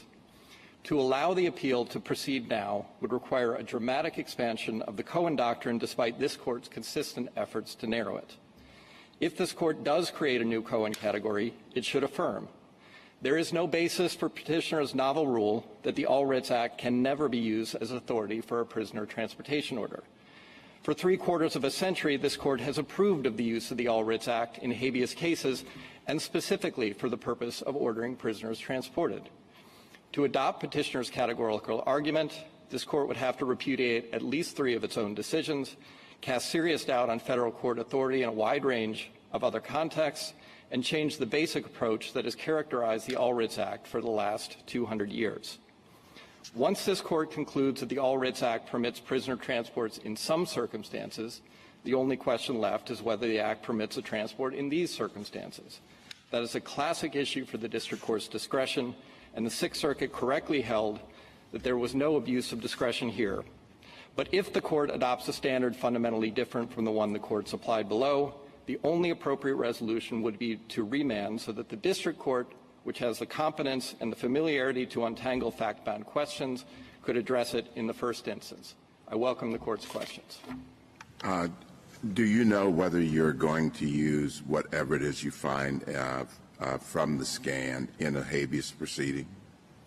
Justice Thomas, I'm happy to explain how this evidence would be useful to us, but if you'll indulge me, I'd like to come back after that to explain why that's not the question either that this court needs to answer at this stage or that we were required to answer below. But I will address the question. So there are at least 4 ways that this evidence would be useful. First, we have an ineffective assistance at mitigation claim.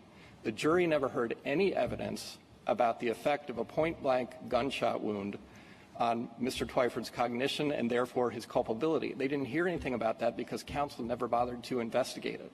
That was so even though one of the statutory mitigating factors under Ohio law was mental defect. And even though the jury instructions for the capital offense required the jury to find prior calculation and design on the part of Mr. Twyford. Even without that evidence in the record, the Ohio Supreme Court upheld the death penalty here by a single vote. So that's the first way. The second way is, if this evidence shows, as we expect that it will, that Mr. Twyford has a severe deficiency in his ability to plan ahead and to think ahead, that will support a new claim of ineffective assistance at the guilt phase. It would go to his ability to satisfy the requirements of the jury instructions. It would go to his competence to stand trial, the voluntariness of his confession. Third, to the extent procedural default issues arise in the district court litigation, that's a federal law issue, and this information that would come from the test could inform that. And fourth, putting aside the issues of procedural default, if the evidence is as significant as we expect that it will be, we would seek a stay under Rines v. Weber to go back and develop the state court record and present those issues to the state court. But, Justice Thomas, I don't think those are the questions that this court needs to resolve to resolve the question of whether the district court had the authority to issue this order and whether appropriately exercised its discretion to do so. And in order to do that, I'd like to posit a slight variation on this case. If the warden refused to move Mr. Twyford from his cell at this correctional institution to an examination room so that he could meet with his expert, I think there would be no question that the district court would have authority in those circumstances to tell the state that they have to not frustrate the district court's order and to allow the inmate to go and meet with his expert. I think that would be obvious. That is conceptually no different from what is happening here. But I guess my point is I understand you will certainly state the facts and the examples in a way that are in your best interest. But you don't, on the other end of that, you don't seem to have any limiting principle. I mean, if he has no idea whether or not he has a claim, it seems as though he could meet with virtually anyone. Yes, an expert would be important. The doctor might be important, but he might say, I need to meet with a mentalist or someone to help me recover my memory. There's all sorts of things. There seems to not be a point to it, a particular issue that you are trying to, that you have evidence and you're proving it. It's almost as though it's a fishing expedition. And I don't know how you limit that. Right. So let me explain the numerous limiting principles on the district court's authority here. This order is permissible only for a few reasons. One, it is consistent with and agreeable to the usages and principles of a very specific law, 18 U.S.C. 3599, in which Congress said that capital death row inmates like Mr. Twyford shall be entitled to the services of expert, investigative, and counsel where reasonably necessary. The only reason that this order is necessary is because the state is not permitting Mr. Twyford access to those services. It's necessary because he cannot engage in the kind of testing that the doctors here have recommended in the hospital. So the only way that he can do it is to be transferred outside the facility to another prison facility. And the fourth is, we're not talking about a mentalist or any request of any kind that a prisoner can come up with for investigation. We are talking here about an indication from the Ohio State Director of Cognitive Neurology that the frontal lobe here likely has suffered damages and needs to be investigated. And it is based on the undeniable fact, which the state does not refute, that Mr. Twyford suffered a point-blank gunshot wound at the age of 13, leaving metal in his head. But you're willing to say that this order is that you have this right, that your client has this right, even if there's not, you determine that there was no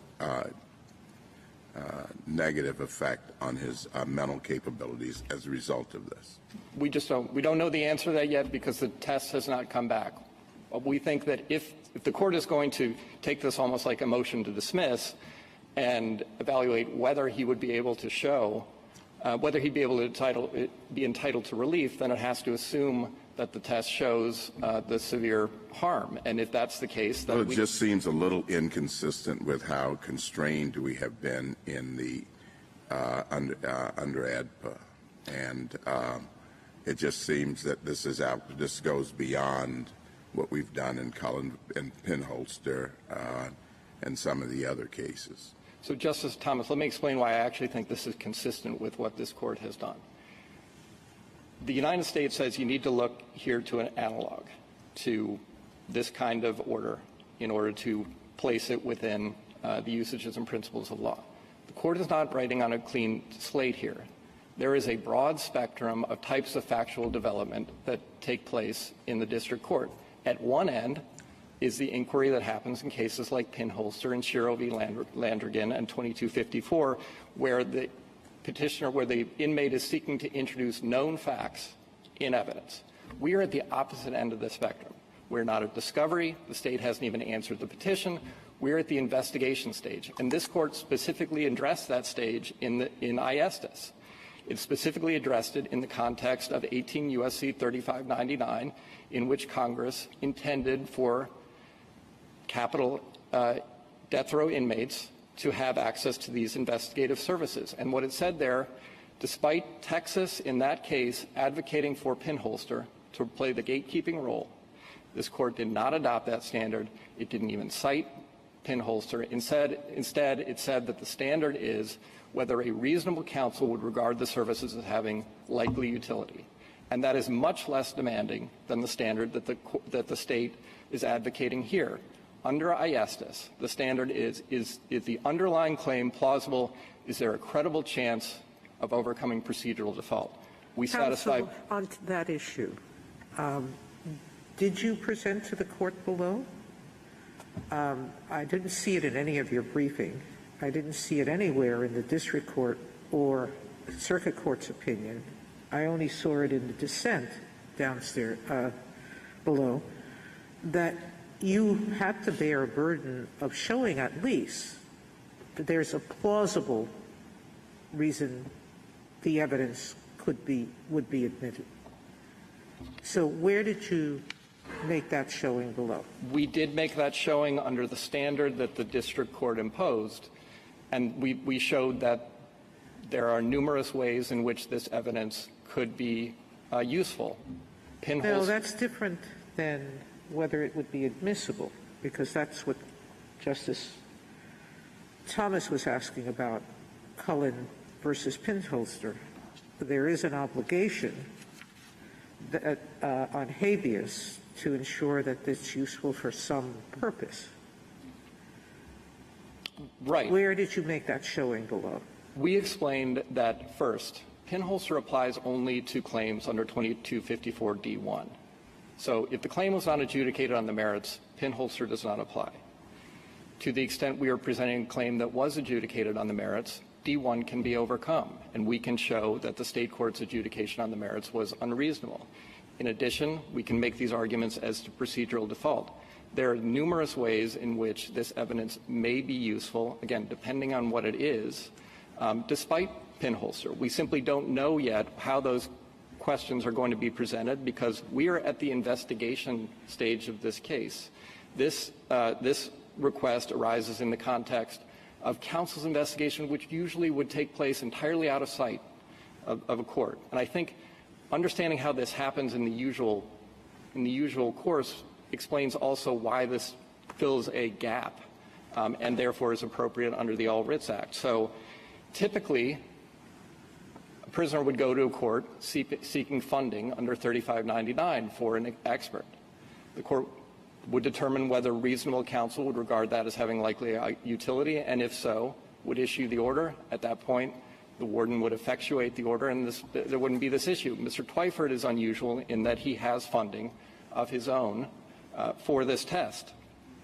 And so when the state refused to allow him access to the services the expert said were necessary, the only recourse was to the All Writs Act, which could then fill that gap and effectuate Congress's intent that this capital inmate have an opportunity to access these services. What if the only thing counsel said was, we'd like this testing, we really don't know what claims we might bring, and we really don't know how the testing might assist any claims that we might bring, but we just want to see whether anything pops up. Is that enough?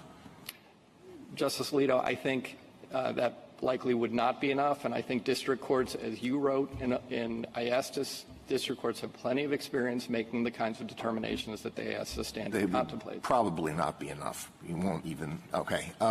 What's wrong with saying you have to make a connection with AEDPA? This is a habeas proceeding, and whatever you get, you're going to have to be able to get before the court that's going to decide the habeas petition. What's wrong with saying that? So identify the claims that you're thinking of, explain what evidence you think you may get from the testing, explain how you think you would be able to get that evidence before the court in the habeas proceeding. Why is that so onerous?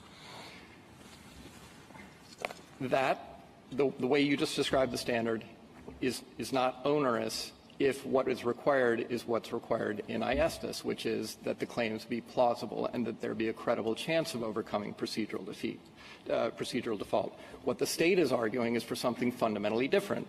It is saying you have to show exactly how this evidence, before you even know what it is, before the investigation has been conducted, is going to help you, is going to win you relief on the merits. And IASTIS considered that. IASTIS did not adopt that standard. But we accept a standard that requires us to show some connection to the claims that we have. In fact, we pointed to 4 claims below. The district court credited counsel's assertion that this investigation was necessary to investigate those claims, and it noted that the showing was supported by objective and compelling facts, in particular the referral from the director of cognitive neurology and also the undeniable fact of Mr. Twyford's point-blank gunshot injury.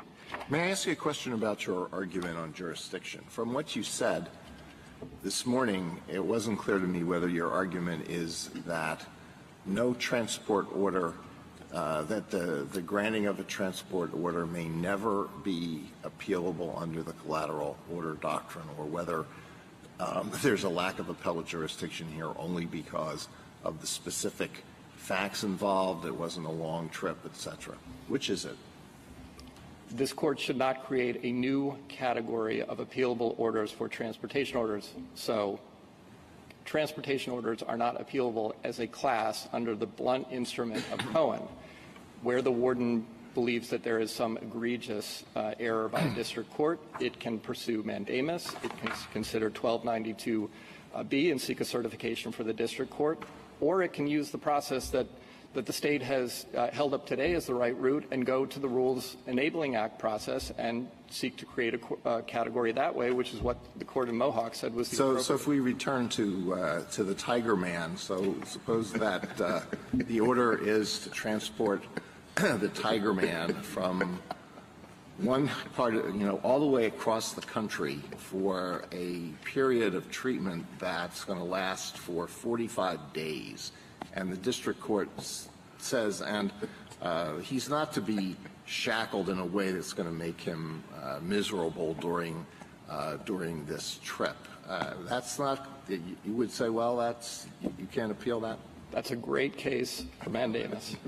And I think that, any court would regard that as pretty egregious. But I would actually like to... So from between that and traveling across the street, there are all sorts of gradations. Why shouldn't it just be the rule that these are appealable? What's the big deal about that? Because it is inconsistent with Mohawk. I mean, Justice Thomas made an excellent argument in Mohawk that Cohen should stay right where it is, given the availability of 1292B and mandamus and the Rules Enabling Act. But it's a question of statutory interpretation, and we interpreted 1291 the way we did, and we practically never undo our decisions on statutory interpretation, and it's not a final decision. It doesn't necessarily mean the final order in the case. That's not that's not a necessary semantic interpretation of that phrase. It could be exactly what Cohen says, a final decision on a particular discrete matter. So why this, why draw this line? Because it's inconsistent with Mohawk. At a minimum, it would need to satisfy, if you're going to stick with Cohen, it needs to satisfy the three Cohen factors. Here, this one fails multiple. First, it's not separate from the merits. The whole argument and the theory of the dissent below was that before you can issue an order like this, you have to evaluate use and admissibility. These are the classic merits questions that are unsuitable for review under Cohen. Second, it's not effectively unreviewable for exactly the reasons that Justice Sotomayor was elaborating on. Anytime the state... stop you there. It is unreviewable because if Tiger Man escapes or kills somebody during his trip, there's no way that's going to be remedied at the end of the case, right? So it is part of the state's core function and competence to move prisoners back and forth between these two prison facilities. And a lot of the state's argument, essentially the state's argument on jurisdiction ultimately rests on this public safety argument. The state did not argue public safety in the district court, and had it done so, we would have introduced evidence that this particular inmate has been moved 16 times between these two facilities, that he is 60 and half blind, and not surprisingly, there was no incident on those trips, that this facility is a prison. The state's brief and that of its amici conjure these images of, inmates walking the halls of the Ohio State Medical Center. This is a prison within the hospital. It is operated by the Ohio Department of Corrections. If any inmate has anything other than the most routine medical care, they are put on a transport van and they are sent either to the Franklin Medical Center or to this facility, and the Ohio Department of Corrections advertises that on its website. And if I would like to explain why, I think it goes to your question, why this is not immediately reviewable. To evaluate the situation, if this were slightly different, Mr. Twyford wants to go see his expert in an examination room at the Chillicothe Correctional Center where he lives. And the warden says, we are not moving you from your cell to go and do that. Again, I think it's clear that the district court would have gap-filling authority under the All Writs Act to issue that order. And if that is true, which it has to be, then several other things are true. First of all, we wouldn't consider that a writ of habeas corpus. Second, it wouldn't be effectively unreviewable. It wouldn't be a collateral order under Cohen. Otherwise, anytime the warden refused to move someone within the prison, that would give rise to a mid-case appeal, and that can't be right. And the prisoner, in order to get that meeting, would not need to show how the evidence would ultimately be usable. That is conceptually no different from what we have here. Mr. Twyford is being asked for the warden to move him from one prison facility to another prison facility, and the district court's authority does not depend on whether it's an inter-facility transfer, in other words, a transport by prison van from one building to the other, versus an intra-facility transport, meaning like on an elevator from one floor to the other. Those are equally true here.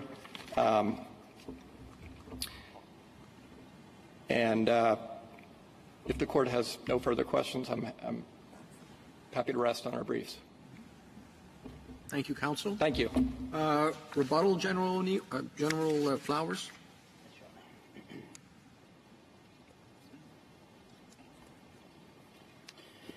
Thank you, Your Honors. I want to briefly make, if I can, 3 points. The first is that in terms of the difficulty of applying the collateral order doctrine, appellate courts for decades have had no trouble doing so to these cases, in large part because most transportation orders are never appealed. There's not actually a problem. It's when the state is concerned with interference with its affairs that it does appeal. To the extent the court's worried about that, though, it's free here to announce the standards and remand for the Sixth Circuit to consider the still never resolved mandamus request through the application of the proper standards. Second, you must have a traditional analog in order to invoke the All Writs Act. It is not a freestanding power to make up ad hoc writs. The court's been very clear about that.